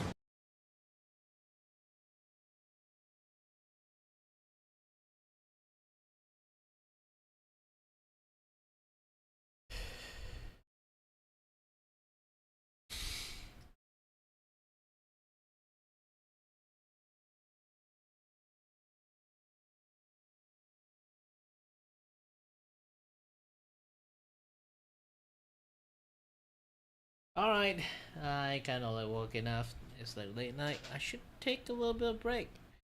So, either way, thank you very much for watching, guys, and as always, stay healthy, stay safe. Until next time. See you guys next time. Bye-bye.